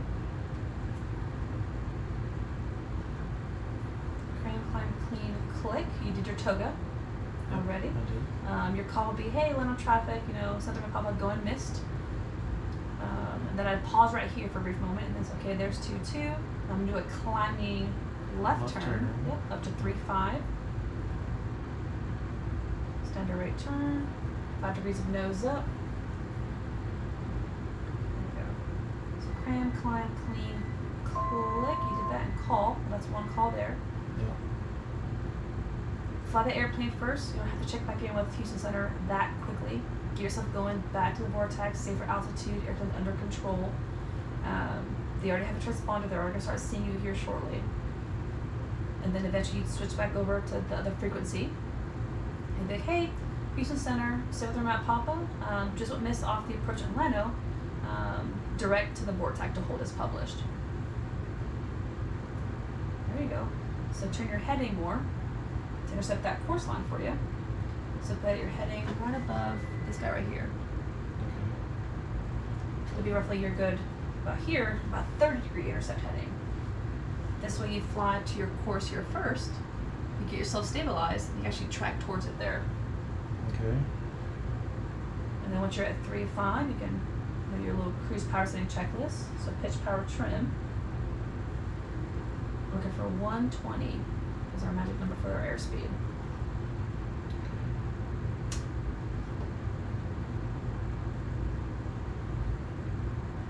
Oops.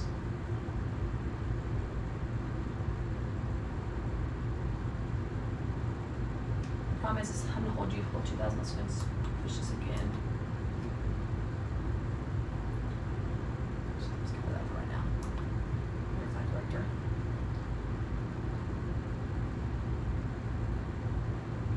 This way your screen's not so busy, so this way you know that you are the yellow chevrons. That is your airplane. Alright. Alright, got about 4.9 miles to go.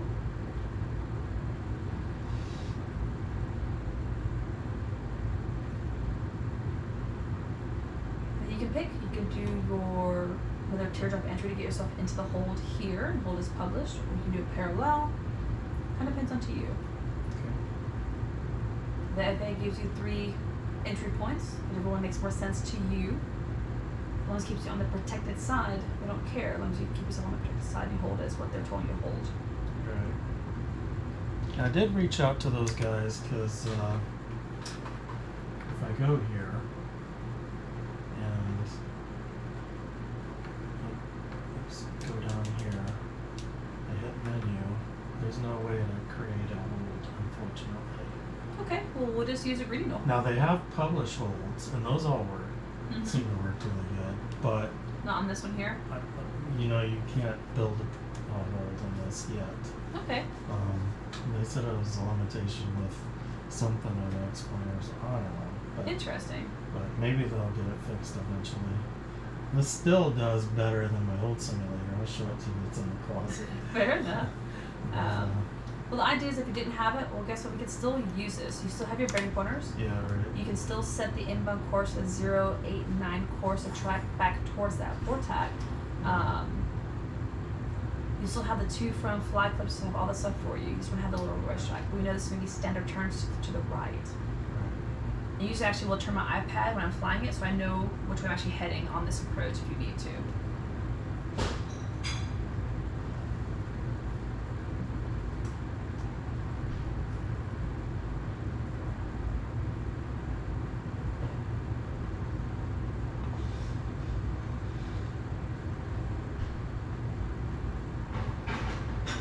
We'll beat you with that 5 degrees of nose up. You want to default to like 10 degrees of nose up. Well, I didn't even notice. No, I you're wasn't even kidding. looking at it, and it was going up. You'd actually be able to feel it more in the airplane. Yeah. Maybe that'd be a lot of G-load factors kind of pushing down I on your could body there. definitely feel it in the aircraft. Here, you don't feel anything. Yeah, no, you're good. So just procedure stuff. Just knowing what you need to see and what you should be doing it there. Alright, so we're going to track roughly the 0, 8, 9 course, which are kind of already in that 0. What's up? You can do a teardrop if you want to do a teardrop. Yeah, You already have it set for that too. 240 heading. Yeah. So you cross the fix right about almost now. There's that there. So turn first. So now we're doing the 5 T's. We're going to turn. We're going to reset your timer when your wings level back to 0 and start it. Alright. So we turned. That's heading here for a little bit.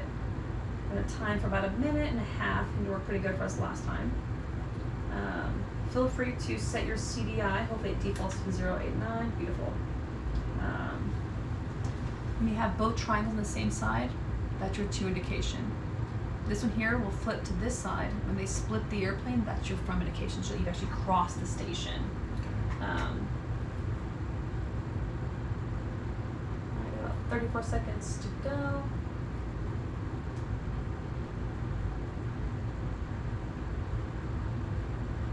That is about 120 the best you can.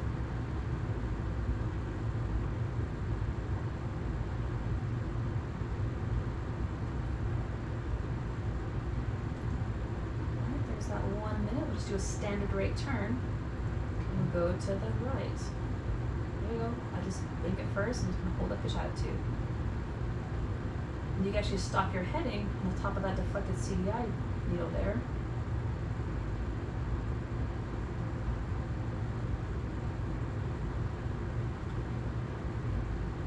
Usually they'll have your report established in the hold. Doesn't mean you do your parallel, your teardrop. Just wait till you get back to that vortac. You start that first turn. You can then do that. Sorry. Oh, you're good. What I hit. The airplanes have music. Sorry. No, that's funny. Alright, wings level on that. Look, go wings level. Wings level. And we want to intercept that course. So be a little bit more to the left here, be a little more aggressive with that intercept heading out. Maybe fly a heading of 030 to bring that course in. This way you're still, this we can actually get to it. Now it's coming in, so then do a turn to the right.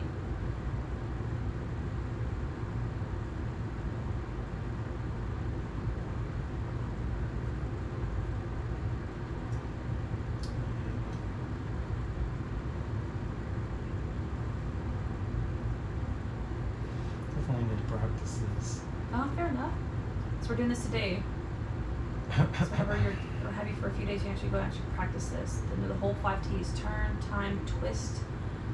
You're basically doing like a, maybe like twisting to the 269. You're able to go out. go. If you want to, kind of bug the heading you have right now until you get yourself aligned. Gives it a little bit of a crosswind here in this little scenario.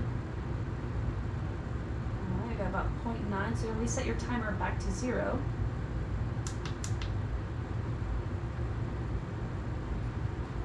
Once you cross the fix, well, hey, hey, Houston Center, Sierra South of Papa, establishing the hold. Alright, so almost over it. There's a kind of confusion. Brake point should begin to flip around. Both arrows should begin to flip-flop over. Turn. Yep, center right turn. So hold altitude, yeah. Done great. So we're gonna turn first. And because you're on the fix end, whichever one comes last, either a beam the fix or wings level, when you start that timer. So basically right now we have a from indication. It should flip back to a to indication to show we've crossed the station passage yet again, but it's offset from the course.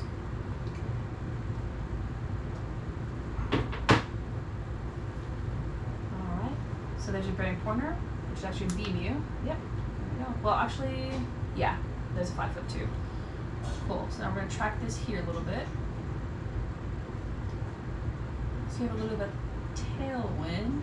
So usually we're adjusting the outbound leg to make the 1 minute inbound leg. So we can try maybe 45 seconds as a default. Usually I kind of increase or decrease by 15 seconds to see what it gives me for the inbound. Each of the first laps will be trial and error. So we're holding this here, looking good. So at 45 seconds, we're just going to turn to track that course back inbound.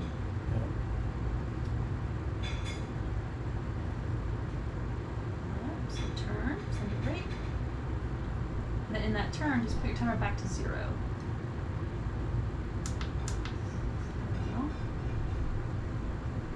So we're turning, we're timing, we're twisting. We have to twist it back to the 089 course. There's that line coming in. And here, just keep the turn coming. It's alright, let's get some good winds up here. Just keep that turn coming. We won't overbake it. It's gonna hold the center right turn.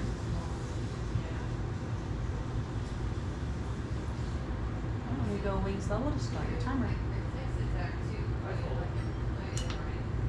So now you're going back to it. You're on the non-fixed end. So just wings level to start your timer. And slowly you're gonna follow your course back in.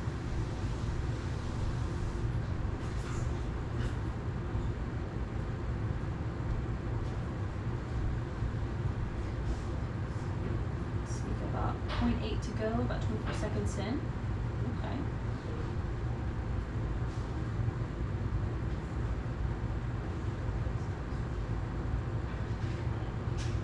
There's that day kind of confusion coming back.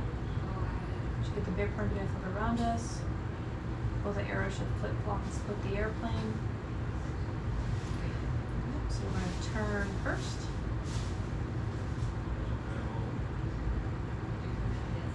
Turn and then time, so reset it back to 0.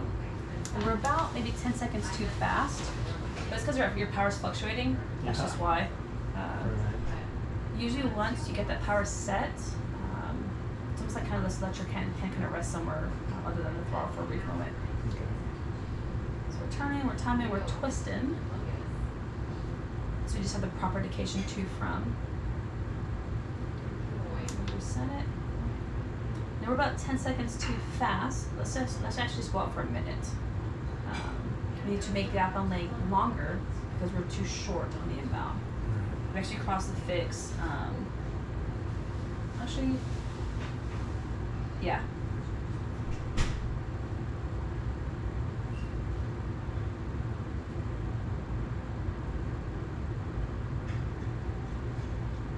Cross the fix at 50 seconds. So we're 10 seconds too short.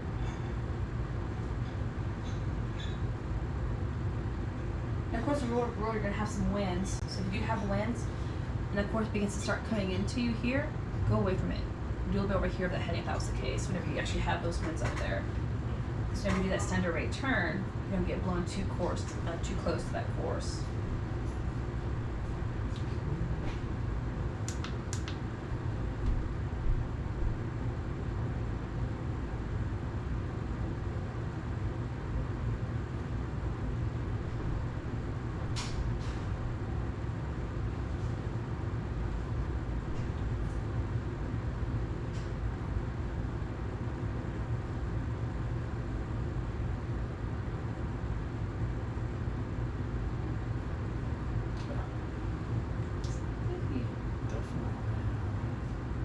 So you definitely have some southwest winds. So we'll go winds level and we'll start that timer. So you tracking that 269 needs to be more of a heading to the southwest, maybe like a 245. Give us some difference. So we have it here. You do actually have a crosswind. No, right now you have a tailwind in this format here. If you want the actual inset here, let's go. Insets. Oh. Okay. So we're gonna hit a wind diamond, I thought, or wind to change it.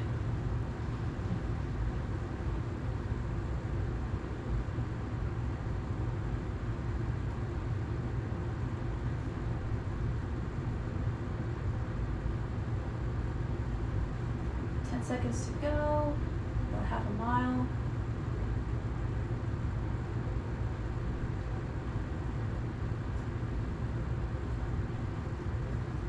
Alright, so we'll turn. Let's do a heading of roughly, we need 270, let's do a heading of roughly 250 to give us some extra distance. When we do a center rate turn, we won't get blown past that course. We can fly back and intercept it.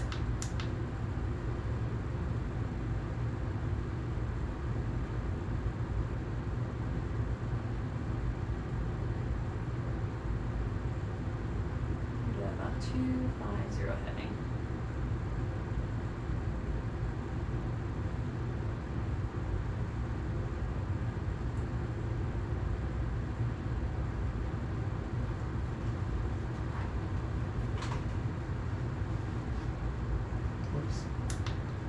Start the timer.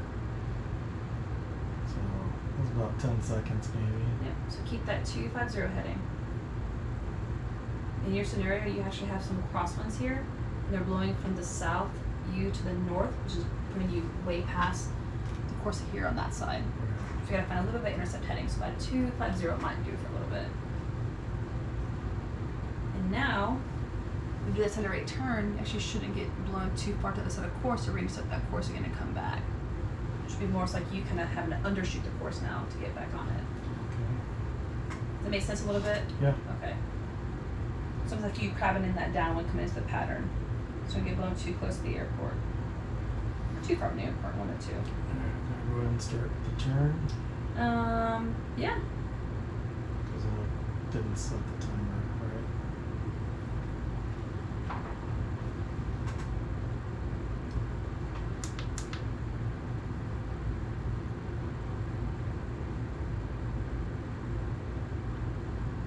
Okay, this is better. Last time we perpendicular to it was coming rather quickly. So now, we wings level on that 030 heading. Go wings level now. Yep, go on that 030 heading. So a bit to the left. Heading right here, right above the top of the needle. This is your course of the 089. Alright. There we go. Now go ahead and start your timer since your wings level. Yeah, go to start it. Yeah. Whenever you go wings level to actually intercept your heading or your course, just start your timer. Okay.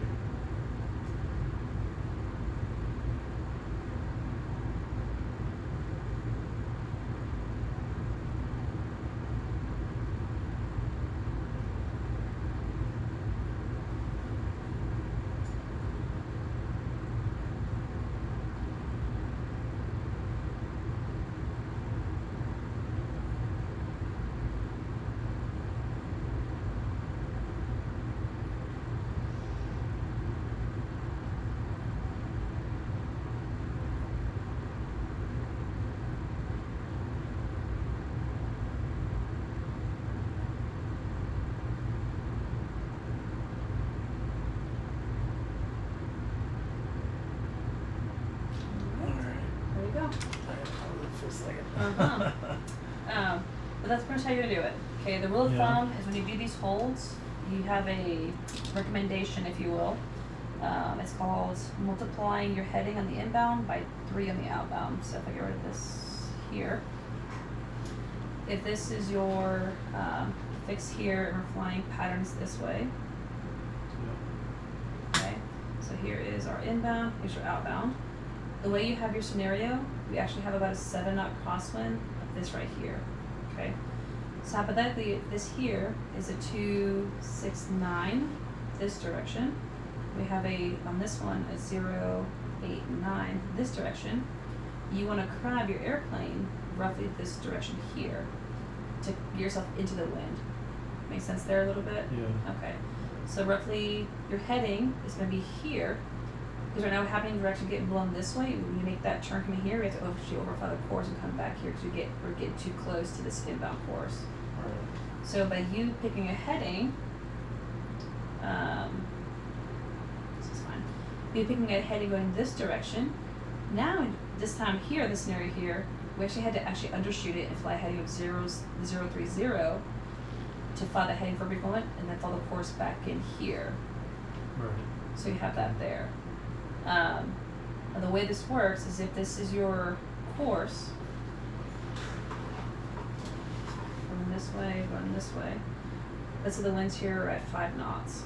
Okay, from let's just say 250. This guy goes northeast, and this is sort from this side. Okay, you have this here. If you're tracking the 269 course, let's just do 27 for easy math here. 27, but your heading is really like a 265. Okay. Actually, no, scratch that. Let's do the inbound course. Inbound course first. You're tracking here the 089 course. Okay. So you're flying this way. Your airplane is roughly right here. Yeah. Now we do have some wind in your scenario from this side here. So we need to crab our airplane this direction to actually track that course. So let's say you're tracking the 089 course, but your heading is actually maybe a, let's just do a 095 heading, okay?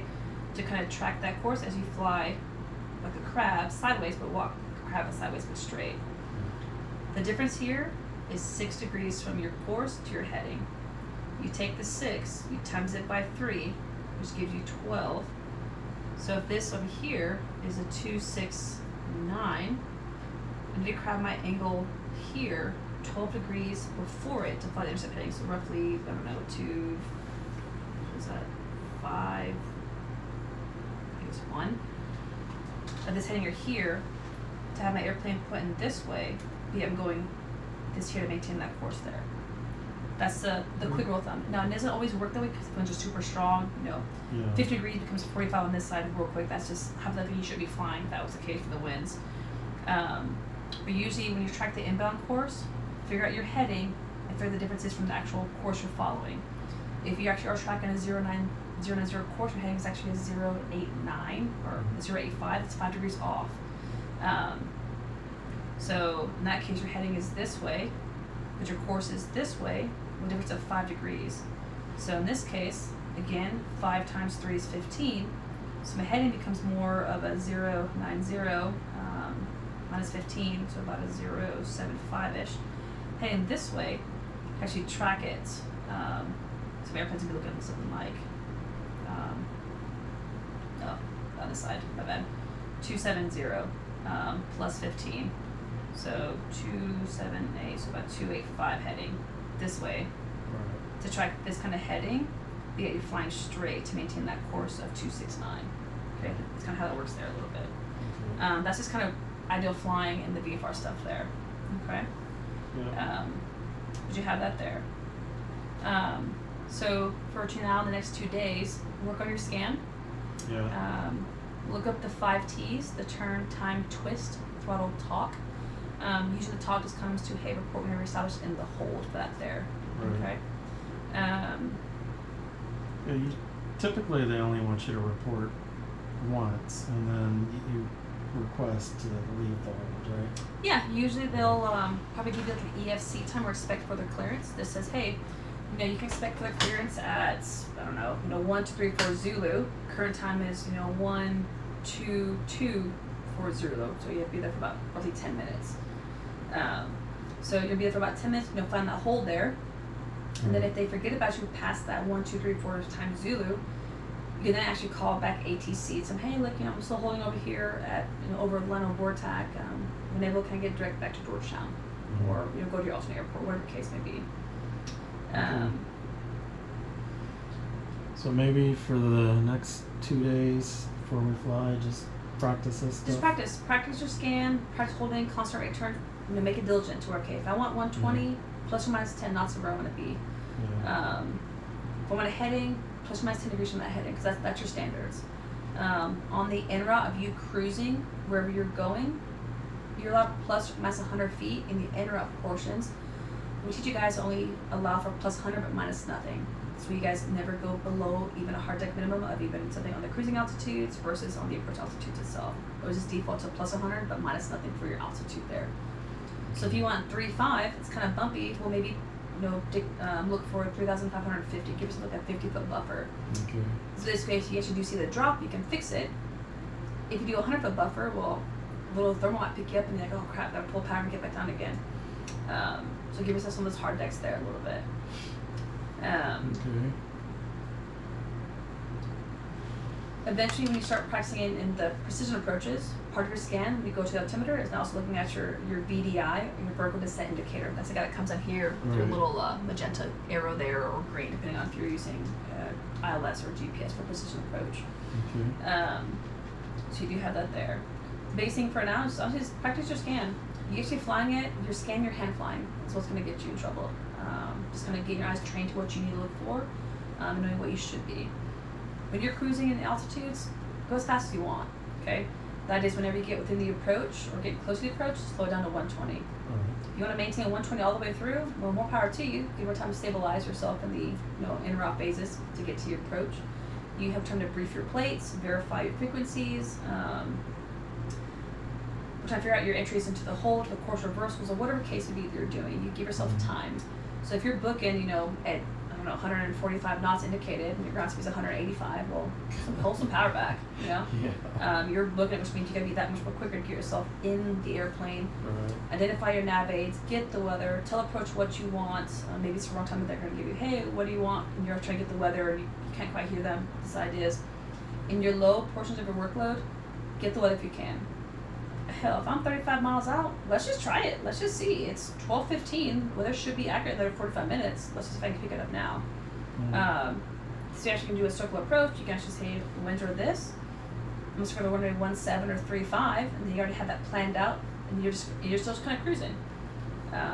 You get closer, it's already planned out for you. Right. So you have that there a little bit. Okay. Try some steep turns. Try practicing a bank at about 45 degrees. That's quite an aggressive scan. Usually that's the last one I ever do with my IFR guys. We'll do stalls and we'll do slow flight and different bank angles. Practice holding 20 degrees of bank. Then practice doing 30 degrees of bank. Then practice doing standard rate or half standard rate turns. Make it diligent for you actually look at your scan. This is what's a priority, and you can back up everything else with it. Just gotta train your eyeballs. That's all it is. Scan it. As you're scanning it, interpreting what the airplane's doing. If it's okay, then don't touch it. If it's not correct, well, now I need to do some aircraft control. If I'm in a level turn, I'm getting too fast, well, it's a power issue. When I pull back power, I notice the nose gets heavy. I need some back pressure too. When I pull back power, lift the nose up to help hold altitude when I'm in those turns. Vice versa, if I'm in a level turn, my airspeed's low, well, nose down, or actually add power, then actually gonna nose down lift to actually maintain my altitude. So it's just basic stuff.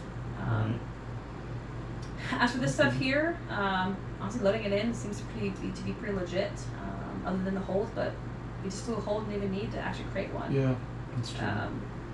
When you do create holds, go to your flight plan, tap the name in. Yeah, and I know how to do it. So I can do it in the, that's what I was saying, like with the Garmin software, when I load that up, I can play with this like it's just in the aircraft. Nice. So then I can just play, and so I'm getting good with the Garmin stuff as well. Even the checklist here, They have checklists, Oh, but nice. these are a little bit different than Just the actual airplane. Yeah. Yeah. The aircraft. Fair But enough. if I go into the checklists on the Garmin stuff, Mhm. which I showed you when we first got here, it's Yeah. just like the aircraft. Very much. Okay. So yeah, so there's, I mean, I think the simulator is good for like practicing approaches and doing some hand flying. But as Mhm. far as like doing some of the nitty gritty stuff that this isn't set up for, like the checklists are different Mhm. and the programming on hold is Yeah. different. Well, on Friday, we can also just, if we need to, just plug the airplane in, put it outside, so we get better GPS signal from the hangar, blocks the receiver. Just mess with the audio panel in there if you want to Yeah. do that there. But if not, if the other version of this, the Garmin version, is the exact same thing, then it's already here Oh, for yeah. you. We can Yeah, spend time actually with exactly. me and you just kind of practicing actually hand flying and stuff like that. I probably need to practice flying because I can do all that here. Mm-hmm. Yeah. Fair enough. The flight director is good to have, but it can get you in trouble. You may forget which one you are, or you the yellow chevrons, or you the magenta chevrons. That's where I was getting a little confused. Mhm. That's why I turned it off. So, two things to turn off. Either you push the red button, because it is associated with the autopilot. It's a flight director incorporated with the Mhm. autopilot, okay? If not, you hit the flight director and turn it off, okay? Whenever you hit toga does bring up the flight director as guidance to say, hey, if you're taking off and you want to go up to the 3,000 feet, well, pitch from here 7.5 degrees of nose up, and it does default to 7.5 degrees of nose up right here. Doesn't help you get to a safer altitude, usually caps altitude, if you will. Usually once my guys clear caps altitude, I have them lower the nose, so that'd be such an aggressive climb, to 5 degrees of nose up as a default to get one, better engine cooling, not just a fast climb rate for the second thing there. You usually get better performance of the airplane because it's cooler, therefore it's not getting as hot. Okay. And that's just a default that I have my guys here. You want to pitch for VY until you hit 5,000 feet? Well, that's fine too, but monitor your gauges to make sure your temperature's not too hot. Summertime, usually it's okay right now, but if it gets hotter, it's like peak time, 12:30 in the afternoon, it's going to get kind of hot kind of quickly. So a little nose down where primarily air cooled, so that aspect there a little bit. Okay. Okay. So you have that there. Now, part of the lesson today was going to be over some ground stuff, but you probably didn't do the syllabus. I'm not going to worry about that there. When you have time, recap over the ground lessons in the syllabus. So different types of airspeed, indicated, calibrated, true ground speed, kind of what those are there. Different types of altitude, true altitude or MSL, above the ground for AGL, indicated altitude, pressure, density, altitude, stuff like that. Understand how, you saw the Cirrus approach videos, right? For the Cirrus approach for the VR for ones, watch those videos over the systems. Just recap on that stuff there. It actually will tell you how it actually operates inside the airplane. Your system, your pedostat system still comes from the actual instruments itself. You just have what they call an AD, or actually an ADAHRS, that's what it is, that has rate and tilt sensors, accelerometers, actually incorporate the movement of the airplane to decipher that through a core to give you this printout here through your integrated avionics unit, so a little geo unit, if you will, to give you this version versus having your standbys that we have in my pop-up. But if you look over these here, whenever you have certain issues with the airplane, the question is, if we're flying and I see a red X over the airspeed indicator, okay, well, somehow in my system it tells me, hey, this is not a reliable instrument, don't use it, I'm going to put a red X over it for you. Okay, if that stops working, well, what does my standby say? Does the standby say, 0 knots? If it says 0 knots, it's going to be an instrument issue because they come from the same instrument. If that has a red X and it's showing 0 on my airspeed tape there, and my standby says, oh, 143 knots, okay, it's more of a sensor issue, not actual instrument. Let me just force it through to a different ADAHRS system, because you have 2 in your airplane. You have ADs, or ADAHRS 1 and ADAHRS 2. It should do it automatically for you, but if it doesn't, force it through your PFD options. Usually actually it might have it if you hit PFD. Maybe it has PFD options there to change the sensors. No, you don't have it. It will be right here. We can load up the other software. Oh yeah, let's try it. The airplane is redundant to a T, without a doubt, so.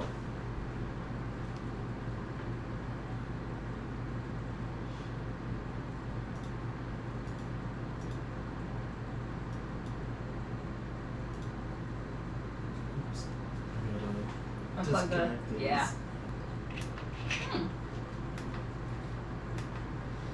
Alright, so you said hit what? PFD? PFD options, Okay. and then right there between bearings 1 and 2, you have sensors. Yep. So there, now yes, you have a combined unit. You actually have what they call an ADA-HARS system, Right. which is an air data computer combined with an attitude heading reference system. They just Okay. merge it to one big processor. Right. If, when you start doing this, decipher what gives you what. Your ADC's air data related computer information. So Right. your true airspeed, your ground speed, your indicated airspeed, your Right. altimeter, your VSI, and your temperature probes. That's what that gives you there. Okay. Your AHARS, your attitude heading reference system, will kind of everything else. It's the big horizon behind your screen here. Yep. It's also your turn rate indicator that's hidden behind the 014 right now. It's also your slip skid bank indicator. And it's also your magnetometer, so your actual digital compass you have there. It's all attached to that stuff there. Okay. So knowing what goes with what will dictate what essentially you want to use. It doesn't push itself through. So if you hit PFD output there, hit sensors, then hit ADC, and force it through to ADC2. You do get enunciation on top because Okay. you're using that specific data number 2, but you're still on default of ADA-HARS number 1. Okay. If you hit back there, and you hit AHARS, and you force it through number 2, well, now you're using both that there. Okay? This is you kind of forcing it through automatically. Now, if you did it by itself, you get enunciation that says you're using AHARS 2 and also ADC2 in the airplane. Okay. Part of your flying with me and also for your checkout will be partial panel flying. We're going to fail a few things. The first easy one is going to be a failed PFD. So if that happens, well, we push the red button, which you don't have it here. Right. You just switch it Switches, over. yeah. Yep. The system should do it automatically by itself. Within about 6 seconds at most, it should default over that on that side. Right. If it doesn't, you push the red button, you force it through, and you fly partial panel that way. Okay. That's one scenario. The second scenario is that you might incorporate, or you might get quizzed on, is going to be a failed ADC computer or your air data computer. Literally, I'll just pull a circuit breaker and I'll fail that specific one. The system will default to number 2. I'm going to force it back to keep the red X's there on the screen for you to show you what it looks like in real world. You just default to your standbys. You get to fly by your round gauge of your airspeed. You get to fly by your round gauge of your altimeter. And then you get to actually keep everything else on your PFD there. You can still keep your course guidance, you still have your GPS on top here. Yep. So your flight plan, just limited looking down for that stuff there. That's Okay. one version there. Okay. It's kind of the big ones for IFR stuff. It's kind of flying by revision. So that's or what person she'll panel. test me on? Probably one of those two. Those are kind of the big ones. Will she just cover them, or will she like ask me to pull a few? She actually cannot have you pull anything. Okay. Nor can she. She'll probably either dim the screen or take post notes and cover up certain instruments that says you've lost these information Okay. here. Now most examiners don't know their append redundancy that says, hey, I actually have 2 ADA-HARS systems, which if I lose one, my default's number 2, automatically append does it for me automatically. But like, oh, well, in that case, you've lost both. Well, okay, well, now I have my round gauge. I have my round dials. They want you to actually look for this here. Okay. You can still, hey, look at my airplane, how it's designed, is I have 2 as a default. I should be using my revisionary one. It does automatically for me if I can force through with my sensors.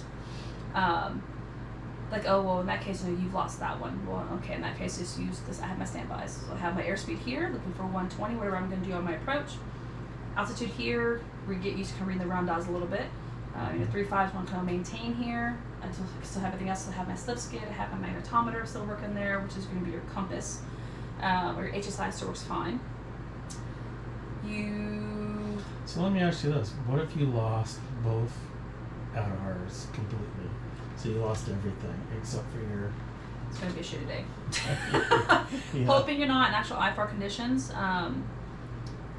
If that was to happen, you probably had a very large flux of power just to blow out the entire circuitry of the airplane. Now, with that being said, it's better. Would you lose your comms as well? Oh yeah, you lose all this stuff. So I wouldn't be able to talk to anyone. Can't talk to nobody. You better know your pre-flight to know that says I have VFR on top. The other option would be for you to actually flip your ELT in the airplane. Really? Just turn it on position that you're maintaining a certain broadcast. They may not know what, but they can get people out of your way in IFR conditions. So having hard deck altitudes is, hey, look, if I'm going to fly IFR and I'm going to pop out of the clouds, I want this much between me and the clouds in case I somehow jack myself up on the approach. Well, what if you know you're flying IFR, but you know that you can get down low enough? If you know it, go ahead. Yeah. If you're not sure, That you way you start can climbing. just cancel IFR once you get below the clouds, possibly. You could cancel Assuming, it. you know, we're in Texas and there's no mountains, right? Yeah, of course. No, you're trained very well. The idea is never descend. If that actually does happen, never descend. Just fly higher, unless you know for sure that if you're at 4 or 5 on your standby, that you should be VFR beneath the clouds. Then you better know that for a fact. If you keep descending, I mean, they say you can't use your iPads for navigation, but in that case, you would have to. in that case, if you have, which I think you actually might have the upgraded versions, you probably have the actual synthetic vision on your iPad. Yeah. It may or may not work in the airplane, and they're actually flown by my iPad to see what it might actually look like, and they're actually tested it. But it's all said and done, for well, test just it as out. far as navigation and what's around you, right? As far Yeah, as you can do it as long as it pops up there. Now, with you losing the screens, you're probably going to lose the Bluetooth aspect of it. well, this well, it's GPS, so If you're low enough to pick a receiver, say from the ground stations, you're okay. yeah. If you're flying, it's attached to the airplane's Yeah, I Bluetooth. never fly Okay. attached to it. it should still show your airplane on your iPad Yeah. for situational awareness. It always does. Okay. Yeah. Like I never connect into the system and it always tracks my everything. I always have my track logs. So, In that case, whatever you need to, use it so to your like when advantage. I go to my logbook and our flight. Here's our flight. Oh, nice. Yeah. I mean, Yeah. I tracked everything. So. Nice. In that case, if you trust your terrain, you know where you are, then keep it let it be at that. Yeah. At some point, I mean, use what you gotta use, right? 100%. If not, it's always fair To game. live. Part of your pre-flight is knowing, hey, look, if you're flying in winter conditions, okay, well, flying in colder conditions, usually if I'm flying faster, my airplane's made of composite. It could be closer to actually to freezing temperatures than air that actually surrounds the airplane. So the idea is I actually could build up ice on my wings by flying the clouds. So if I encounter ice, well, can I actually climb higher to get VFR to get the sun? Usually once you're out of the clouds and you're on top, it actually gets warmer because it's direct sunlight. It's usually a little bit warmer. Yeah. I'd rather be VFR with ice than be ice and still on IFR, try to descend down where I'm not sure what I might look out beneath me. So knowing whether it could be warmer temperatures or VFR conditions, actually assess the airplane to give yourself some kind of situational awareness. You should look outside to go back to basics. This way it's not just this and having the ice and making your workload that much more difficult. Right. But yeah, it'd be by your right ankle, the little ELT light, flip it up, should be the on position. Worst case scenario, use your iPad and pull the parachute. If you can't get out of it and something's just really wrong, you don't know what to do, pull the parachute. It's there as a first option, it's also there as a last option. It depends on the level of the pilot's proficiency sheet. A lot of us have mixed emotions as serious instructors, but we actually pull the parachute. I don't know. The idea is I want to live, so maybe. If I can find a decent field, I might assess my capability of actually putting it on a field that's maybe a nice straight road or something well paved for me. If there's no viable options, I might have to pull it and deal with the consequences after that. Yeah. Whatever case may be. I did a person who bought a little G, like 2 Cirrus, a little older Abaddon. It's definitely not this great pixelation here. She was used to flying, archers or arrows, little low wings. So you have a parachute. So, well, I don't want to ruin my airplane. So, well, what's more important, you ruining your airplane, or you crashing and not coming back to your dad or your parents, whatever the case may be? She said, well, yeah, that understands. So her go through her embark or her training, it's like, you have the parachute. You have the parachute. It took a little bit longer on the aspect. You put it in her system. Like, hey, you have a parachute. Yeah. If you're in a spin, it says pull the parachute. It's going to exceed the 133 of her airplane. They see limitations there. So it's kind of getting that mindset. The same thing with me when I did my training with Matt. Hey, oh, you have an engine failure. Mixture full, throttle full. Boost pump on. When you get started, I'm like, oh shit, I have a parachute. Whatever. I was in the cap's range of altitude of pulling it immediately. Is what he was going to hint at. Right. We just left Georgetown, going over Lake Georgetown here a little bit. Yeah. Right about here, we hit about maybe 2,500 feet, just 300 feet beneath the hard deck of 2,000. And it's like, oh, we had engine failure. Go through my flows real quick, pick in a field, and gonna put it down. He's like, parachute immediately. I'm like, all right, well, okay. Right. So it's up to you as a pilot. Yeah. Okay, I have some pretty high standards. I actually fly IFR. I have some decently high standards. So that's the thing, right? Like, say we're at 2,000, we just take off and we lose the engine, and we have to pull the chute. Is Genesis going to be then like, you're never flying here again? I mean, honestly, they can't be bad about it. The NTSB is going to come and investigate anyway, right? So if the engine were to die on us at 2,000, we did what we were supposed to do, right? Yeah, 100%. I mean, Sarah says to pull it. Yep. As long as you're doing what's supposed to be for your checklist, Genesis can't say crap about it. I did what the POH told me to do. I was an IMC, lost my engine. Where am I going to look for? Where am I going to go? Yeah. Pull a parachute. I'd rather come down slower than be pitching my nose down and then not be see and actually have myself aim for somebody's house or somebody's power lines, whatever the case may be. Yeah. With that being said, when you get your certificate and you take off, for IFR and IFR day, give yourself a minimum. When I depart Georgetown, if I quote unquote have an engine failure below 600 feet, why am I flying? First off, I don't want to take off and be 0-0 conditions. 0-0 is literally it's fog at the surface of the runway. Right. I want at least 1,000-foot ceilings, which gives me about a pattern altitude to actually circle or make a field, still VFR conditions within caps pulling range immediately. Right. That's just me as a pilot. I'll never take off in anything less than 1,000 feet. I remember once we were going to fly and it was well below both of our minimums. Yeah, it's like, engine, the idea is, we take off, it's VFR above 5,000. Okay, well, it's IFR from like 1,100 up to 5,000. I'm in the suit the entire time. If anything goes wrong and I need to descend, we'll have less beneath me in the ground. When I go visual, actually see and avoid certain things. So it's just stuff like that. Oops. Do you want it?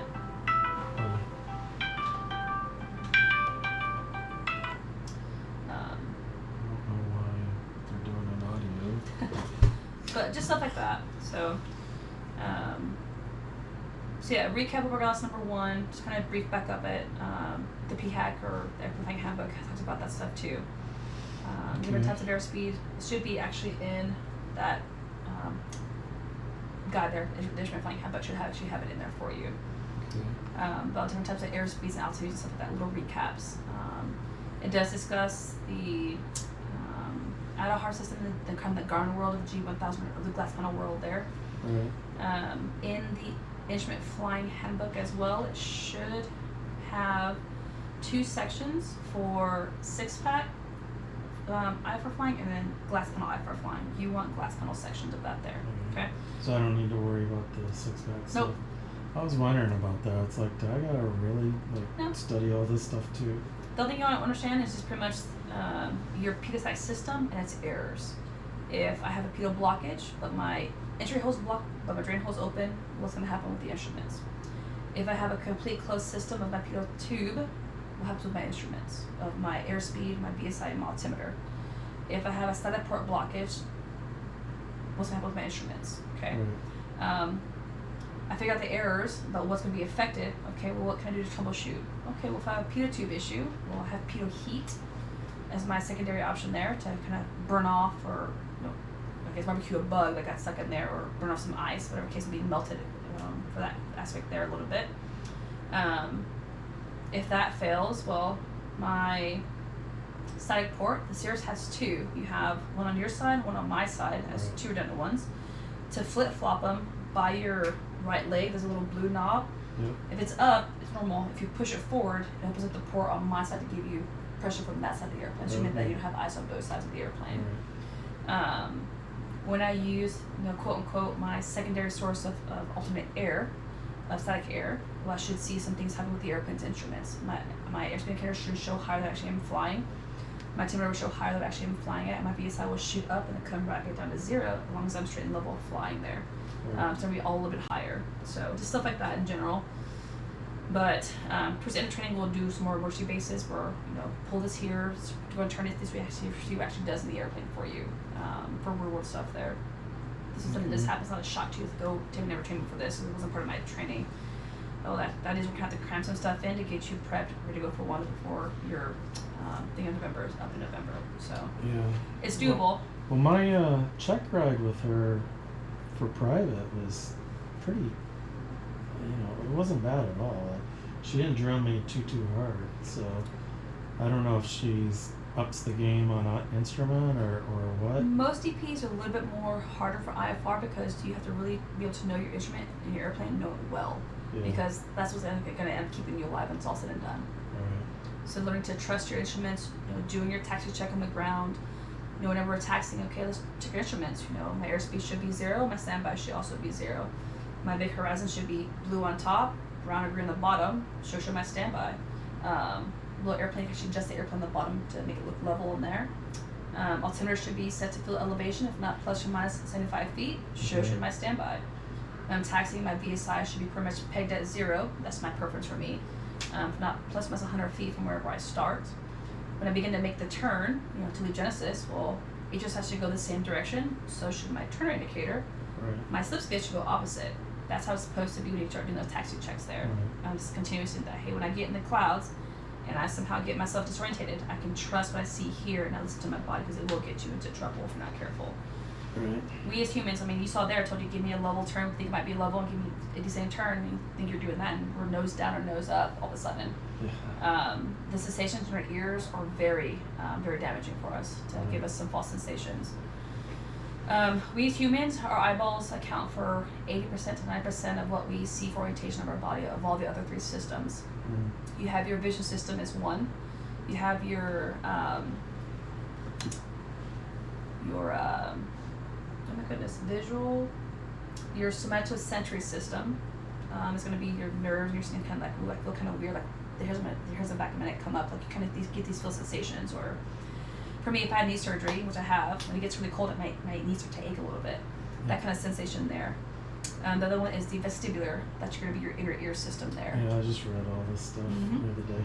So on that section. yeah, when they ask you, that'll be a big one too, is the illusions. I use the acronym ICE flags with the double G to describe the illusions that are out there, that stuff there. Knowing that in the sense of, what's going to look at the airplane and what it might be for you. Now for you, yes, you have a blue button. So if you feel that, just push it. It does put it into pitch mode and also roll mode. It's going to maintain a level pitch attitude for you. There might be a little bumps here and there, but it's going to be set standard. Okay. Your pitch is going to be just pitching and hold this safe pitch attitude. Now, it's not defaulted to altitude-wise, so it's going to keep coming up, keep coming down, so it's going to hold any altitude specifically. Nor will it do a certain heading in pitch roll. It's going to kind of keep you kind of wings level. It's kind of flying some blatantly with the wind. You're a feather in the sky. Right. But let's just default it to, hey, fly this heading or fly this nav or fly this altitude here as a default to hold this here for you, to give yourself time. So just stuff like that. Okay. Okay. So homework for today, obviously, is just recap. I'll send you the digital version so you have it, but look over lesson number 1. Lesson number 2, I believe, is actually regulations. Are you gonna send me that? Yep, when I get back to the office, I have my computer. I'll send it to you tomorrow. Right. I think I'll probably screenshot both of these and send it to you so you have it. I'm also going to draw some stuff up for you about adjusting the outbound and inbound for the parallel entries and teardrop entries. Fundamental skills of flying, that's basically going to be the 3 things I just taught you. Your instrument scan. When you're scanning it, you're interpreting the instruments. When you interpret it, you're doing aircraft control. That's those guys there. There are some errors. You have fixation, omission, and then emphasis are the 3 errors that come with that bad boy there. I'll also send you your attitude flying. For you, it's a radial scan. Attitude, airspeed, attitude, altimeter, attitude, HSI. And you can peek at, am I coordinated? How's my VSI? Where's my head and bug? How's my course? To kind of keep that kind of just operating there a little bit. I think the radial scan actually works really well for you. Okay. Unusual attitude, well, in the brown, power down, in the blue, power through, and I'll send that little screenshot, I have it there, and that's kind of what you're going to do for your level nose up versus baking nose up, and vice versa for your descending. Number 2 goes into regulations. There's not many regulations for IFR stuff in general, just maybe 15 overall, but there is a thought process about going through and you get more of like loss comp procedures, your illusions, reporting for aircraft stuff. Airspace is just a recap. You're flying IFR, so really weather is not really going to be minimum for you. They probably not going to ask you about airspace because it doesn't matter. But reading TAFs, reading METAR is going to be one for sure. Pre-flight requirements, NW craft for NOTAMs, weather, runway leans, takeoff, landing distance calculations, and stuff like that. Inspection equipment, just stuff in general for that stuff there. This recap, you can speak about your PPL days. It's pretty much the same thing. And we'll recap this stuff too, no matter what. So don't worry about that. Then it goes into weather. So I know weather can be a big one for you. Reading and deciphering aviationweather.gov about prog charts and low surface prediction. This is a cold front versus a warm front. What are some of the properties of a cold front versus it hazardous or not hazardous? How do you get thunderstorms? The reach for thunderstorms. What comes with air mets and sigmets and stuff like that. So really dig into that stuff there. PHAC would be a great book there. PHAC chapter, I think it's weather services. Would be great for this stuff here. So yeah. Wind shear, ice and defrost, hazard of attitudes, hazard of structural icing on the airplane, just stuff like that in general. And then it goes into deciphering, actually reading and deciphering aviation weather reports. So recap of aviation weather, look for the stuff there, mess with it. If not, ForeFlight does it too for you. It doesn't actually have certain keys, if you will. You have the prog chart there. That stuff gives you there. You have, let's see, cloud stuff here. You have air mets and sigmets on here as well. So all this stuff's going to be here for it too. This is pretty much the same thing that comes from aviationweather.gov. So you have that there. Then it gets more into how your actual navigation sources work. How does a VOR actually work for the airplane? Simple stuff, nothing major. This is you not being kind of CFI, just simple basics of the airplane. How do we use it? How do we know if it's working properly? What should we see on our indications? How does your GPS work? What kind of sequence does it go through to make sure you have a good approach, for approach mode?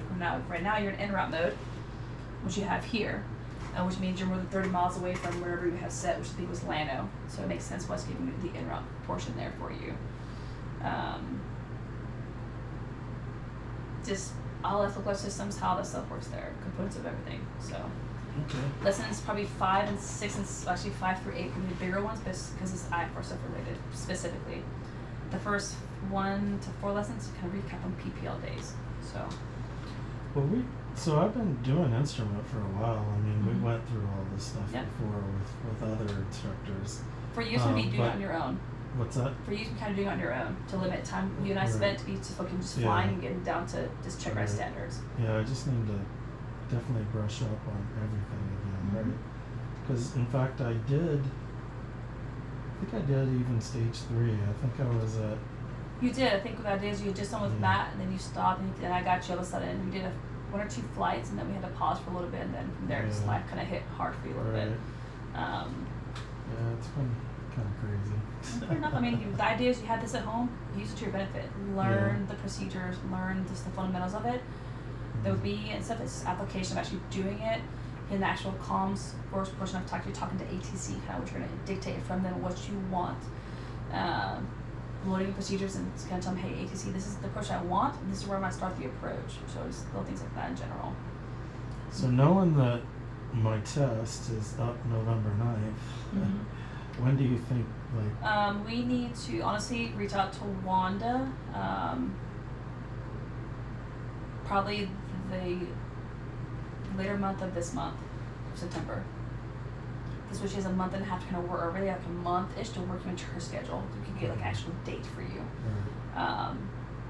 So I'll be free, looking at the end of October. I did the end of October for you. Whatever you have, we'll make it work. And then from there we know what our basis is and kind of plan lessons accordingly to make sure that you are prepared to go for her. I'll just skip the whole stage through with Matt. Tell him this is the situation we're going in. He'll say, let's get him ready. If I had to guess, like he's done before, just get him ready. And then we'll just see how it goes with Wanda. So what happens if I fail on something, but then she can't get me back in before the 9th? Does that mean I have to go take the written again? Unfortunately, yes. So the idea is when I get you past my first try. Okay. It will be 3 approaches that'll be back to back to back with 2 holds, if I had to guess. You're going to be doing 2 approaches that are going to be under the foggles the whole time. Normally your last approach will probably be you doing a circling approach where you're actually going to circle to a runway of choice. Okay, this is going to kind of be that there. But there actually was an ILS and a VOR near her. Yeah, she has a VOR approach at Huntsville. So I see you probably doing the ILS into Conroe because they have one. I see even doing probably a GPS approach somewhere out there as a non-precision GPS, like a partial panel. Something will be a partial panel, either the screen failure or the ADC failure of certain components of your PFD there.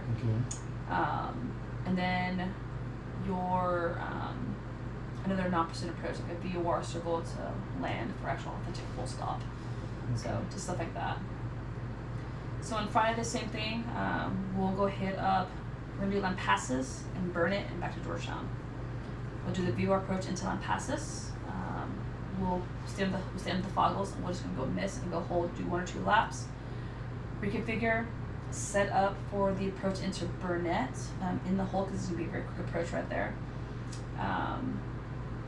And then we'll go miss, and I'll let you yourself. I'll give you vectors to actually join the approach back into Georgetown, and I'll get the pop up for Georgetown, and we'll do a full stop there. Keep us right here. I think we need this right here near Georgetown.